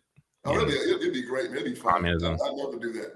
Let's set that up. Let's not let that die in the water. Yeah. Man. But man, this MLK project is something that when you look at it in tandem with Will You Go to Hell for Me and the work that you're doing, the great work that you're doing, the necessary work that you're doing, I think that there's a tide shift at work. It's interesting because when we released Uncle Tom and Uncle Tom 2, we did Uncle Tom in 2020, Uncle Tom 2 in 2022. I remember that whenever we would go on tour and screen the film across the country, these were mostly conservative audiences made up of white people, mostly white people. And one of the questions that we would often get during the Q&A is, how do we get Black people to see this? And I remember my answer being, it's none of my concern. Yeah, it's certainly not my wheelhouse. I'm not a distributor. I'm not a marketer. All I can do is produce films. That's really all I can do. And we delegate those things to other people. And I took this position that all I can do is be faithful. All I can do is do the work, make the films, do the projects, and do it in as honest a way as I possibly can. And to the extent that I do that, those who are supposed to see it will see it. And when I tell you that within the past month, I had over 150,000 new subscribers on Instagram. Wow. And most of those were Black men. Wow. Good. Wow. That's amazing. So to the extent that you stop focusing on, man, I have to cater it and urbanize it, get it to Black people. No, you don't have to. You don't have to do that. Just build it, stay the course, be sure-footed and steadfast. And to the extent that you're putting God first, the Bible says that his word will not return to him void. It will accomplish what he set out for it to accomplish. So that he will not give you a vision without provision. He'll open every door, close the ones you're not supposed to have. What you're doing is going to last forever. Can't be erased. God put it on your heart to do it. The work you put into it, the research you put into it, the bravery that you've shown by doing it in this climate, and what it's going to bring forth, because people are going to use this. Homeschoolers are going to use this in their schools to teach their children. They're going to put this thing in private schools. People are going to watch it because it is factually correct.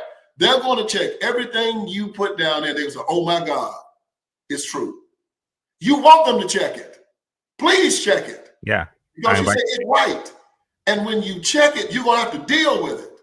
And then when you got to deal with it, it's like what C.S. Lewis had to deal with when they told C.S. Lewis, right? He's an atheist. They said, and finally they said, look, Tolkien said, you're going to have to deal with this. Jesus Christ was either who he said he was, the Son of God, or he was a lunatic. He wasn't a great teacher. He wasn't this magnificent historical Jewish figure. He was a freaking lunatic, or he was who he said he was. Decide. And so C.S. Lewis had to deal with it. He had to come and agree he was who he said he was. Right. You're putting this out there and telling people, I know what you've heard. Martin Luther King Jr. was either I don't know, either the greatest charlatan in the history of the world, or everybody's lying on him. Right. He was a hoe chaser. He was a drunk. He used drugs. He was into orgies. He was not a Christian. He plagiarized his doctorate at Boston University, so he wasn't a real doctor. I mean, the guy, everything about him was fake. He was a paper tiger inside of a paper tiger. Where did he come from? He was raised in Stanley Levison and the Communist Party machine. And they duped us all. And I was duped for a very long time. Yeah. But the one thing that you and I got in common, Chad, there's a penalty when you lie to the strong. You can lie to most people. They say, well, but when you lie to people like me and you, no, you got to stand and account for that. Mm-hmm. I'm not going to accept you making a fool out of me. Right. And I was a fool for 40 years of my life. And then I figured it out. So now, just like Paul on the road to Damascus, Paul was just that guy, wasn't he? He was a Jew and a Pharisee. He was a 100% Jew Pharisee. And when he became a Christian, he became 100% on that side. Right. So that's how you and I are. We were this way, but when we found the truth, we're going to be that way with the truth too. Exactly. So like you, I'm telling everybody I can, and anybody that want to debate it, let's talk about it. And if you want to go to the streets, fine. I'll break a bottle. We'll get in an alley. We'll have an alley fight. I'm not scared of y'all. bunch of ankle grabbing punk niggas. They make me sick, man. I seek them out for a fight, and they run because they can't defend themselves. So I'm with you. When I met you, I saw you was bigger than me, and I was happy about that, Chad, because you might have to use that pretty soon, all right? You and Chuck might have to break some bottles ourselves, but hey, I'm down. Let's get down with it. What's that guy's name? He was he's a black pastor. He was in Trump's circle during the first term. John Amachukwu. Nah. Pastor Wooden? No. He's the one that tried to go after Charlie Kirk when Charlie Kirk was blowing the lid off of King. Dale Scott. Daryl Scott. Yeah. You got time to talk about wave gap all the time. You got time to talk about the friendly fire. Oh, so man. When you look at people like Daryl Scott. Yeah, Daryl Scott and his crew got mad because me and Charlie, Charlie gave me an hour on King's birthday to just go to town on him, right? And I did. Charlie just kind of asked questions. And I got a call from Charlie said, Vince, man, Daryl Scott, man, they called Trump and told us we have to apologize. And I said, I ain't apologizing. And I thought you not to either. And I told him, this is what you do. You tell Donald Trump, to tell Daryl Scott them that if they try to come after you, I'm coming after them. Told him I'm going to tell him that he's part of the Iron Triangle. He's a liar. He's a poverty pimp. And that if you want to come, and I'm going to come on your show instead, I'm going to go on Hannity instead, I'm going to go on Tucker Carlson, I'm going to say it. And the next thing I know, Charlie calls me back and says, hey, man, they backed down. And that's why when you saw me, I had a video of him and I shaking hands. The last time I saw him, I hugged him. He said, hey, Vince, you had my back when nobody else did. That's what he's talking about. I told him, you stand strong. You'll tell them the truth. I'm going to be with you. And we made him back down. And that's what I'll do for you. You have some trouble, you call me, Chad, I'll be right there to stand with you. If it's 100 jokers, it'll be me and you standing there fighting. And when you got the truth behind you, and when you're ready to go into battle, I'm with you. And this is a fight that needs to be had. We are Americans, but we're also Black Americans, and we see what this lie is doing to people that look like us. We know they're coming after our children. We know they're going to come after our brothers and sisters. And then we know that they're coming after America. And this is where we all live. And if your neighbor's house is burning, you better go and help put out the fire because it's going to spread to yours. Right now, me and you, we're doing fine. Our families are fine. But our neighbors' houses are burning. And it's coming toward us. And we're smart enough to try to stop this fire before it gets to us. Absolutely. Absolutely. I mean, Daryl Scott, he's somebody who calls himself a conservative. But yet, whenever you and Charlie were exposing the truth about who King was, Daryl Scott went on to Roland Martin's show and is yucking it up with him, kikiing with him. Yeah. Always got to circle the wagons, to protect this apostate clergy that the Black community has led us down at the bottom where all these guys are riding around in big cars and having big houses. The Black community is dying. And I ain't talking about figuratively dying. It is literally dying under the auspices of this Iron Triangle. This Black preacher, Black politician, and these Black civil rights workers. And, there's a special place in hell for them. They're just like the Pharisees and the Sadducees of old. God's going to deal with them. Yeah. Yeah. And there are other so-called conservatives. I mean, just yesterday, somebody did a live stream about me because I reposted a reel from about a year or so ago, maybe 2 years ago, where I was debating this woman over the Civil Rights Act of 1964. Mm-hmm. And I said that it was unconstitutional law. Yes. Because people understand that the Constitution doesn't tell you what your rights are. Mm-hmm. The Declaration of Independence acknowledges that your rights are natural rights that come from God himself. Exactly. The Constitution is meant to restrict government power. That's right. The Constitution is for the government. Right. To not overstep and to not infringe. And so what the Civil Rights Act of 1964 did is it expanded government power. That's what every legislation does. Yeah. It either expands power or rolls back power. Mm-hmm. It's a mandate for the government, not so much for the people.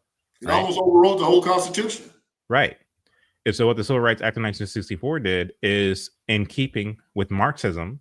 Because when you look at Marxism, what does it seek to do? A number of things, but particularly centralizing power into the government. Mm-hmm. It seeks to infringe upon and do away completely with the individual ownership of property. Mm-hmm. And to centralize industry, the economy, work, centralize it into the hands of the government. For the people, right? All under the auspices of equality. So when you look at what the Civil Rights of 1964 did in effect, particularly Titles 2 and 7, is it gave the federal government, a right or the power to dictate your hiring practices, as a small company, Mm-hmm. who you serve as a company, right? And the reality of it is, I mean, as hard as it is for people to hear, if I went and I started a company, I put in my money, my blood, sweat, and tears to start this company, all the government does is tax me for something that it didn't put in on. Right. But I should have the right to hire whom I please, not hire who I don't want to, Yep. serve whom I please, not serve who I don't want to.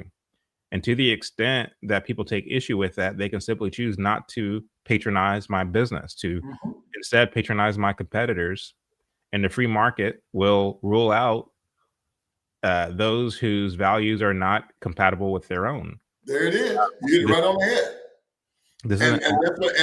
And the free market will determine it, like they determine in the NFL right now. They don't say you got to have so many black and white players. They have to win. I don't care how racist you think that white man is. He's not going to let the color of your skin get between him making a profit. Right. If you can make money for him. Now, what we want to do, Chad, we want to make them love us. Well, our Christian faith tells us we're not supposed to be concerned about that. We're supposed to love them. If they don't love us, that's their problem. Right. My problem is to love you whether you love me or not. That's true Christianity. Right. My job is to assist you whether you love me or not. Now, that doesn't mean that I have to let you be, I'm your pinata, where you can beat me and hurt me and slap me around. No, that's not true Christianity. But my job is to love you. And Jesus tells us that. And so I'll show you the true face of Christianity by saying, well, you know, you won't let me move in your neighborhood. We'll make a better neighborhood. And then you can move into mine if you want. If you don't want me eating at your restaurant, I'll build a better restaurant. And then you can come to mine. And we win their hearts. We transform them through the Christian religion, not through the law. Through the reformative work of the Christian faith. Not through the Christian faith. We do it through showing the face of Jesus.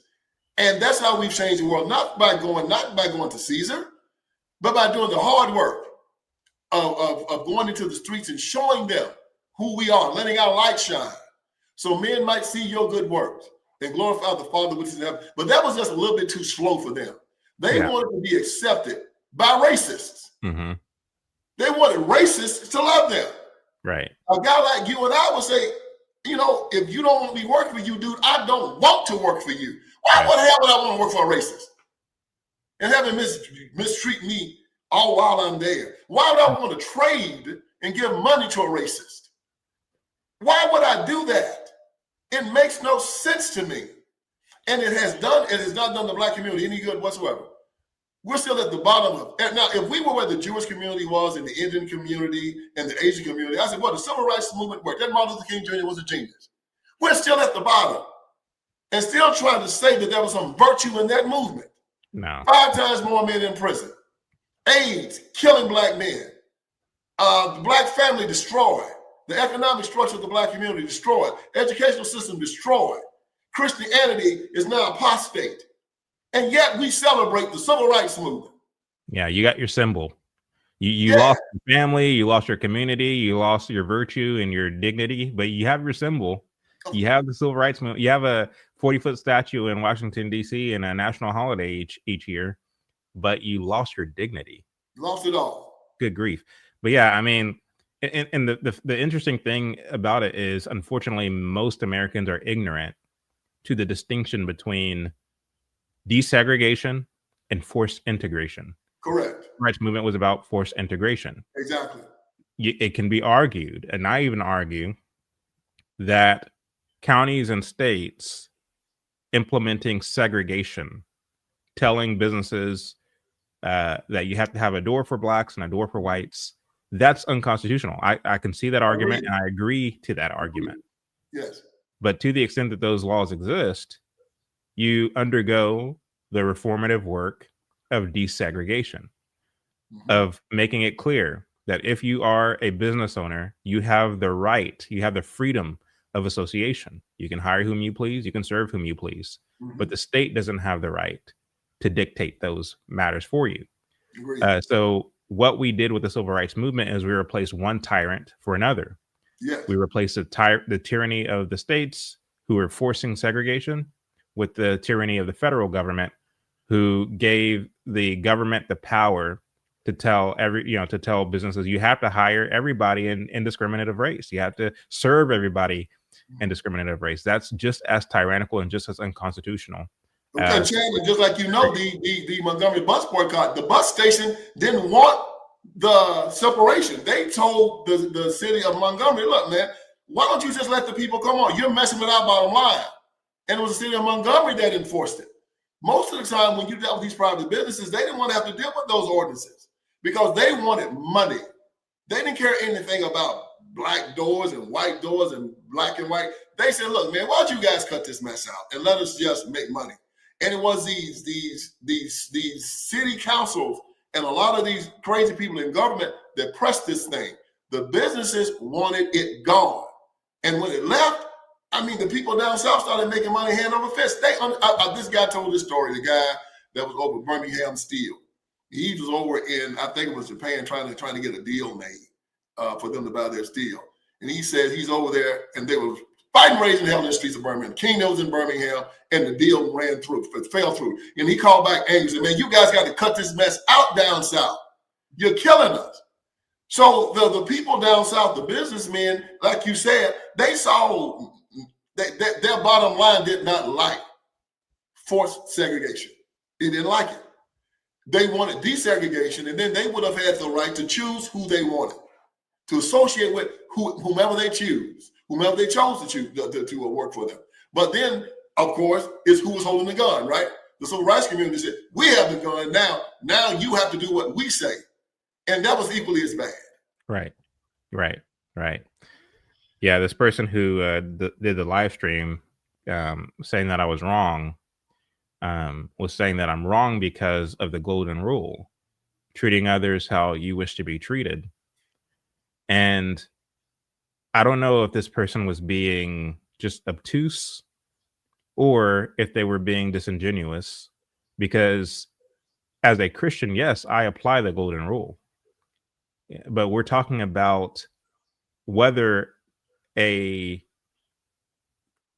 policy is constitutional or unconstitutional. The reality of it is, if we have the freedom of association, it is thus unconstitutional for the government to step in and force businesses to do things against their will. Just that simple. We know that free will. Like it, but this is how it is. You cannot force, you shouldn't be able to force anybody to be in your presence that don't want to be in your presence. Again, it has to be mutual. You have to want it and they have to want it. If not, it's called stalking. Right. I don't want you around me. Well, I want to be around you. Man, you better get the hell away from me. I ain't playing with you. I mean, it becomes that. And so for two people to come together, they have to mutually agree that we both want to be here at the same time. If one of them refuses, the whole thing falls apart. And the government came in, and again, Chad, you already know this. What they did really was, especially when it came to hiring, it's just all it's all an illusion. They just can't tell you why they're not hiring you now. Right. They still won't do it. They just won't tell you. And the whole thing about forcing businesses to accept you, that was so stupid because, as you said, economics was going to determine that. Right. If this white man started losing enough black money, he'd change his ways, and vice versa with black people that won't allow white people to come to their businesses.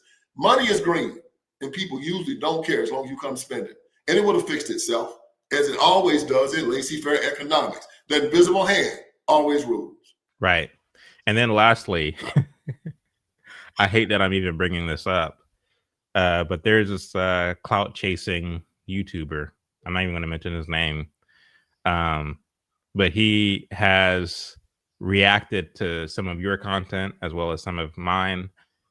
And he calls himself a conservative, calls himself a Christian, and he is perturbed by the fact that we are daring to question the legacy of King. And what's interesting is whenever he first came across my radar, somebody shared one of his videos with me.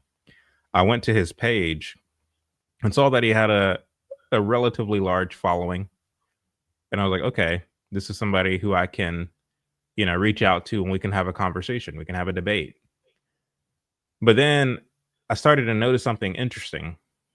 His videos, even though he has a large following, barely have any engagement. In fact, most of his videos don't have any engagement at all. And I put 2 and 2 together, and somebody told me he actually buys his subscribers. Wow. They're not real followers. They're people that, you know, they're bots that he bought to make himself look larger or bigger than what he actually is. And to the extent that he makes videos going after certain people like you and me, he does so to try to increase his own relevancy, to try to grow his own clout. I was like, okay, well, that's fine. But what are his actual arguments? I listened to his arguments. He said that, well, King wasn't a philanderer and a womanizer, and he wasn't sleeping around because Coretta Scott King said that he wasn't. His wife said that he wasn't. It's like the whole point in sleeping around is to try to hide it from your wife. That is an argument that my 5-year-old can easily debunk or easily refute. So his arguments are very sophomoric. They are not even worth engaging. But it's interesting to see those kind of clout chasers coming for folks like yourself and me. Do you have any thoughts? Have you noticed nobody wants to debate you straight up because they know you will destroy them? They'll throw out their little jabs. They'll say what they want to say. But when it comes time to mic up and come up with Chad Jackson, they run. And they run because they know your facts are your facts. People are caught up in their feelings and they're caught up in their emotions, and they're children. They're not men. Men are logical. Information should be able to change your mind if you are a man. Now, if you are a child, that's different. You're emotional, and I can't stand emotional men. Men have to be logical. They have to sit down and they have to reason together. This is how we make decisions. But too many of these men have been raised by their mamas now. And they're emotionally getting their feelings, they get into their cognitive dissonance, and they start crying. You can, like you knew Martin Luther King Jr. And the dude been there almost 60 years. You didn't know him. You're caught up in your emotions, and you are not man enough to change direction. And this is the problem that we have with these so-called men. It's like when Jesus talked to the rich young ruler. The rich young ruler is talking to God. And God said, I tell you, I can get eternal life, man. Sell everything you got and come follow me. Come follow God, okay? He said, hell with you, man. What the? You can't save these people, man. You can't do it. If this dude will turn away from God and live forever, and Jesus didn't chase him. Right. He said, if you come across the town that will not accept your ministry, shake the dust off your feet. Right. Just leave them. And right now, I found that to be true. Like you, people like to talk. People like to say this and say that. But when it comes time to face Vince Everett Ellison or Chad Jackson, watch them run. Watch them run. Because they know that we have our facts and we're not scared. Running and for the if hills. they get on the camera with me and you, we're going to cut their throats figuratively and watch them bleed out. There you go. There you go. And pray for you while we do it. Yes, and smile. Let's get to some of these questions. Dora Johnston, how do we work for change in our communities, advocating for preservation of our constitutional republic? You know what, man? I believe that I believe the sunlight is the best disinfectant. What you're doing right now, Chad, and what I'm doing and going around the country doing it, putting on YouTube, is the best thing we could do. Technology finally caught up with us. You know, beforehand, you had to beg the powers that be to get on television. You had to beg CBS, CNN. You had to beg Simon Schuster to do a book. But now we can just get on the mic and we can be seen all over the world. Get our information straight, confront, challenge, and you'll see that intelligent people will come. Jesus said what? My sheep will hear my voice. Yeah, there going to be some people you talk to, they can just walk away. Forget them. I mean, the children of Israel saw God split the Red Sea, do the 10 plagues, everything, and some of them still bow to the golden calf. Some people you're not going to help. We'll pray for them. We'll pray for them. Send them on their way. Just like they said, you know, some people are going to hate black people. They're going to hate God for making black people. And we can't be concerned about those. Some people are going to stay in the plantation. They're going to love their master. If he beats them, if he chokes them, they will kiss them with their dying breath. Can't help them. What we do is tell the truth. Like you said, Chad, put it out there. The people that want the truth will find it. Ignorance today is optional. And if you want to watch booty shaking videos and Cardi B all day long, I can't help you. But if you go out there and you just Google the truth about Martin Luther King Jr., Chad Jackson and Vince Ellison just might shoot up. And now you got some information to deal with. So we're going to put it out there, and we're going to put it out there for people that want it to find it. But the people that do not want it, there's nothing we can do to help them. Right. Yeah. And when you think of the people like the clout chasing YouTuber whom I mentioned earlier, if his arguments were sound, then maybe, just maybe, people will start following him for real instead of the bots. Exactly. But the fact that he feels like he has to try to attack me and you in order to be relevant. Look, we don't need bots, Chad. I'm about to hit 100. I'm about to hit 100K. I might hit it today. Some subscribers. I did it in less than 2 years, and I did it by grinding, just like you did. And usually takes people about 6-7 years to do it. I did it in less than 2. April Chapman is my brand manager. She produces my show. We grind out every day. We put out good content, just like you, and that's how you get a channel up. People talk about your channel. They share it. The people come and they watch it over and over again. I get close to 1 million views per month. April gets over that. You get hundreds of thousands of views per month, and you get so many on Instagram they can't count them, and TikTok. So we're out there doing the hard work. We don't have to fake anything. And then we challenge people with our content every day. Prove me wrong. And they can. And because of that, we're changing the culture. Right. The Black community for the first time went only 80% for the Democratic Party, and it crushed them. And now we're bleeding more and more from them. And sooner or later, the Democratic Party will have to change, or they're going to die. That's what we want. We want the competition. So we put the information out there and people respond to it. Right. 100%. We got a super sticker from ALL Production. Thank you. Another one, $5 from Coffee 19. Thank you. Another question from Leslie. What does the King family think of this movie? I guess they're talking about the MLK Project as well as your film, the one that you did. Will you go to hell for me? I've heard crickets. I've heard nothing from them at all. Matter of fact, Chad, like you, I've gotten very, very little negative pushback from it, because when people want to push back on it, they will check it and say, "Oh my God, it's true." Everywhere I've had it played, like your movie, I've played it up here. It's just these two very, very divergent situations. I had it played in Lynchburg, Virginia. Well, Lynchburg, Virginia is just basically almost like 95% white. Most of the people, 90% of the people in the audience were white people. Standing ovation at the end. Played in Atlanta, Georgia. April set it up. Black people. I mean, I'm talking about maybe 99% of the people in the place was black. Standing ovation. Same thing. Played it in Durham. Bishop Wooden was there. Whole audience was basically black. Standing ovation at the end. It's just the truth no matter who hears it. And I sat back and I asked questions afterward. And the questions they asked, I answer all of them. It's just the truth is the truth. You don't have to dance and slide and hide. As I tell people, I was 4 years old when King died. I got my information from all of these sources who are liberal. David Garrow, Tyler Branch, Ralph Abernathy's book. You talked about it, Walls Came Tumbling Down. Jonathan Eads' book on King. Jackie Kennedy, what she said about King. FBI reports. None of this stuff is coming from conservatives. Right. It is coming from liberals, and they are putting this information out, and then we check it and cross-reference it, and it's true. Right. 100%. 100%. I mean, when I do my research, I hardly ever read people who agree with me. I don't want to have my sensibilities validated by, and that's not to say that there aren't a lot of great conservative and Christian scholars and researchers and historians. There are, but for me, I want to go to direct sources.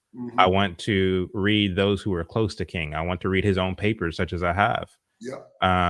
There's a book called Dangerous Friendship. Have you read it? By Ben Kamen? I haven't. Rabbi Ben Kamen. He wrote a book called Dangerous Friendship that explores the relationship between Stanley Levison. I've heard of it. King Stanley Levison. Yes, I have. Yeah, I've heard of it. I never read it though. and he's somebody who is as liberal as they come. In order to, in the process of writing his book, he interviewed Clarence Jones, who was King's attorney. He interviewed some other folks from King's inner circle. And he wrote the book not to expose King and the civil rights movement, but rather to justify King and the civil rights movement, to justify his relationship with Stanley Levison. He acknowledges in the book that Stanley Levison was a secular Jewish atheist who worked for publications like the Churchman for the very purpose of Sovietizing the Christian faith. Wow. He acknowledges the fact that Levison left the Communist Party in 1956, the CPUSA, not because he disagreed with communism, but he wanted to evade the scrutiny that comes with being a communist when working with a popular movement like the civil rights movement. He didn't want for their adversaries to say, "Oh, you have a communist working for you." He can say, "Well, nope, not technically. I no longer am with the Communist Party." But Kamen basically admits in the book that that even though he divorced himself from the CPUSA, he didn't divorce himself from communism. Kamen said this, somebody who was a sympathizer with Levison and the civil rights movement. And also Clarence Jones, who was King's attorney, admits that he was the one who set up the sexual meetings between women and King, that he actually sent women to King's motel rooms whenever he would travel. So, this it's very explosive, but again, it wasn't meant to be explosive. It was meant to justify and humanize King. When in reality, they're telling it all, Yeah, and when you and I didn't even get into the whole thing with the Highlander Folk School. Yeah. How it was a Columbus training camp and how Rosa Parks and Abernathy all went through that school and how the guys who started and they were all communists. I mean, it was, and they all denied it. They always denied it, for communists. Yeah. It was part of that. And you have this great footage of these old guys now admitting it.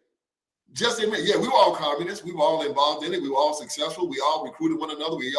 And when you have a nation state like the Soviet Union that had endless cash and reserves to give to you to press this ideology and to infiltrate the United States of America, good God, man, it was unbeatable. And before the government caught on to it, they had done it. And now they have these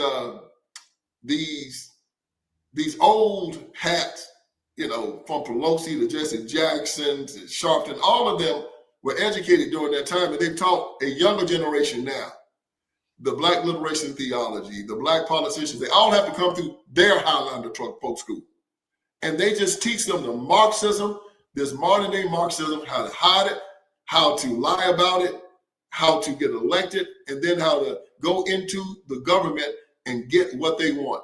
Look, man, when you look at the fact that right now in the Black community, probably half the people there are more, when you go into these ghettos, probably more on government assistance and can't survive without it.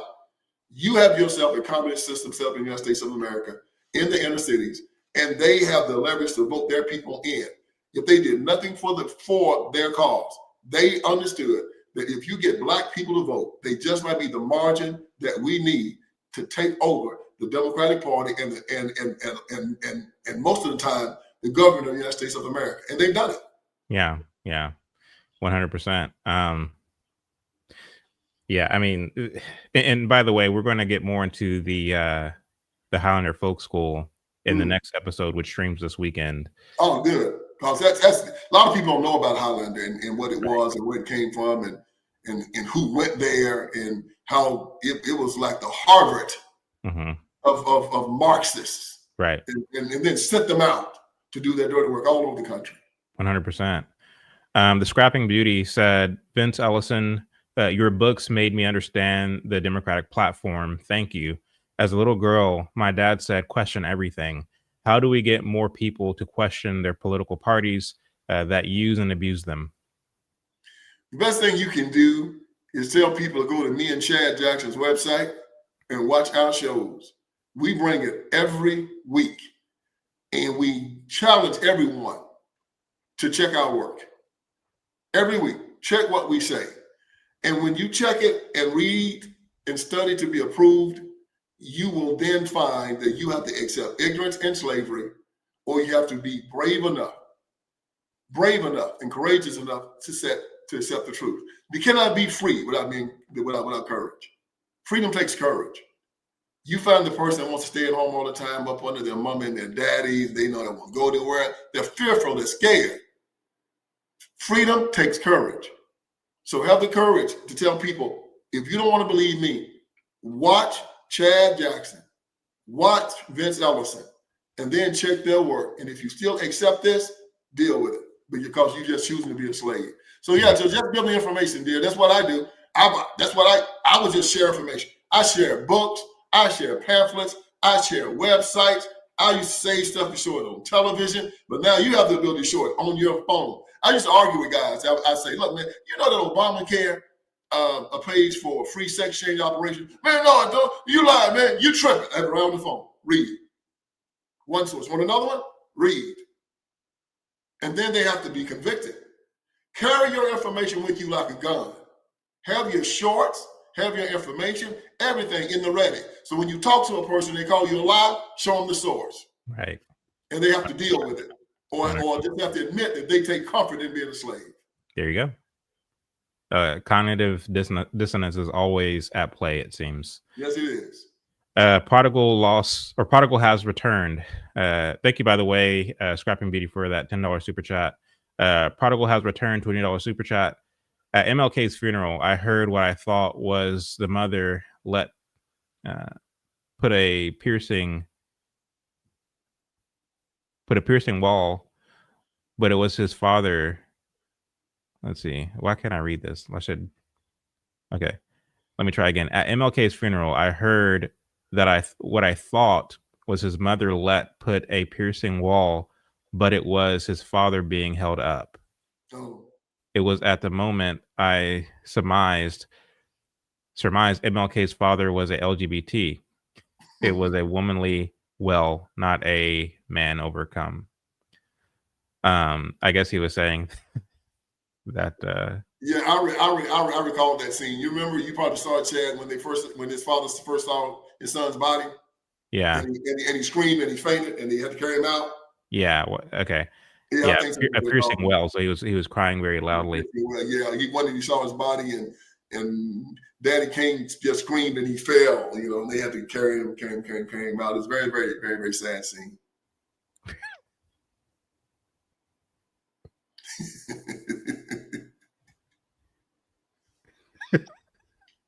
I ain't going no further with that, Chad. I mean, I shouldn't laugh. I can't imagine seeing my child in a casket, but yeah, no, I actually didn't. I have watched the funeral. That was like the first viewing before the funeral when they first got in there. I think it was at Morehouse, and the people were just coming around to see him for the first time. And I think Daddy King came out and saw him for the first time before the funeral. And because King laid in state at Morehouse, I don't know how many days before the funeral, and there's this constant line of people. So when they first got him there, it was like the day after he got shot, and they embalmed him and bought him and put him on display at Morehouse. Matter of fact, if you watch this HBO documentary, King in the Wilderness, have you seen it? Mm-hmm. You need to watch it. It's very good. It talks about the last 2 years of King's life. I think they show it on there, King in the Wilderness. Mm-hmm. So if you get a chance to watch that, it's the last part when they bring him into Morehouse and the people come in for the first time to see him, and Daddy King comes in, and when he sees him, he screams, and then he just collapses, and Andrew Young them grab him and pick him up, and they just take him out of the place. So I think it's when they saw him in Morehouse while the people were coming through to watch him for the first time. Yeah. Got you. KB, I'm gonna need Chad to zoom in or get a bigger monitor. I guess I'm having to lean in to read. you're not wrong. You're not wrong. However, what threw me is this typo, and the prodigal has returned. Their comment, they meant to put. They probably put the well instead they put a wall. Let out a piercing well. Yeah. And the word put is what threw me. And the P is right next to the O on the keyboard. So that's an understandable typo.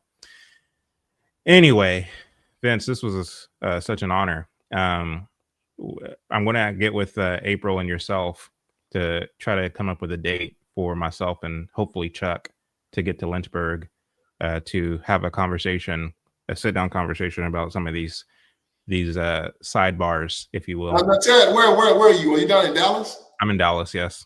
Well, look, if you want, me and April can fly down there. I have a sister and a brother-in-law down in Dallas. You love it. Name's Okay. Yeah, man, great guy. Awesome. Yeah, so you can come up here, or we can fly down there. It's whatever you want to do. Sweet. Yeah. Well, cool. Well, I appreciate your time. We're going to go ahead and close out here. I'm going to play some music on the way out. And Vince, I'll see you next time. God bless. Well, brother, thank you for what you're doing. You're doing a great job, Chad. You're shaking up the world. And what you're doing will not be forgotten. Cool thing is you're a young man, and this is just the beginning. You're going to change. You're going to change everything. And I'm just glad to be a part of it. Amen. Amen.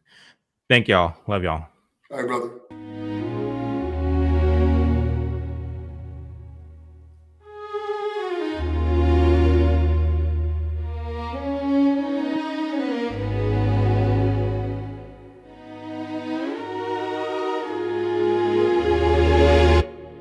If foundations crumble, what would the righteous do?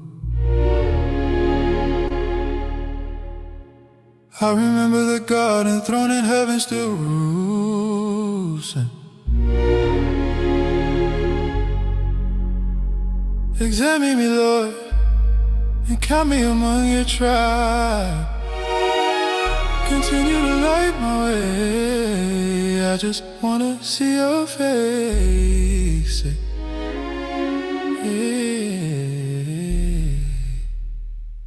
I trust in the Lord, so into the mountains I will not flee. I will not be struck by the weapons they fashion for me. For God is their ways, and for their transgressions they'll pay. For God is their ways, and for their transgressions they'll pay. For God is their ways, and for their transgressions they'll pay. For God is their ways, and for their transgressions they'll pay. For God is their ways, and for their transgressions they'll pay. For God is their ways, and for their transgressions they'll pay.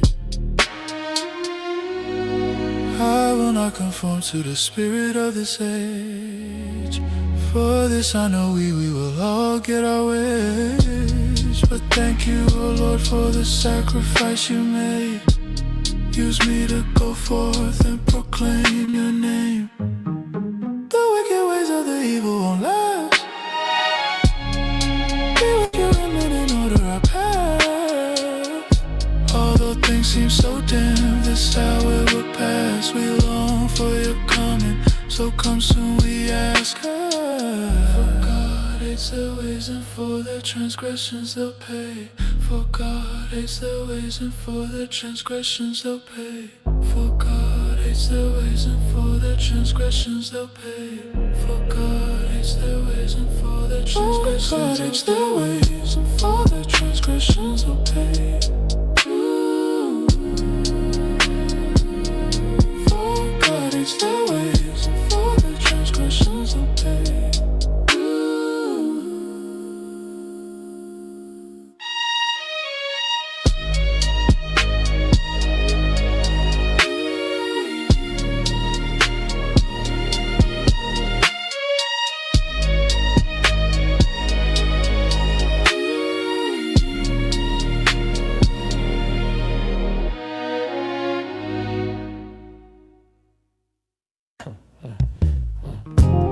Like a deer who pants for water, my soul thirsts for you. When shall I appear before the Lord?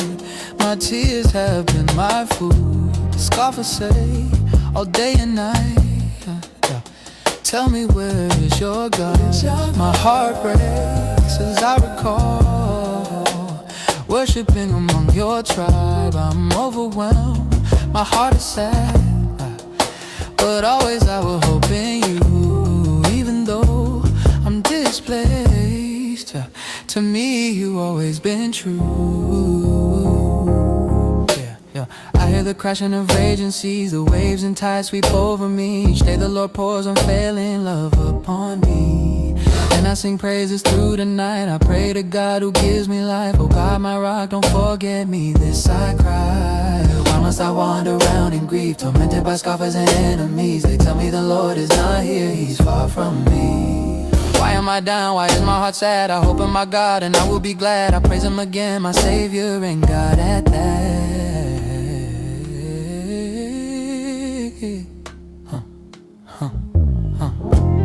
Like a deer who pants for water, my soul thirsts for you.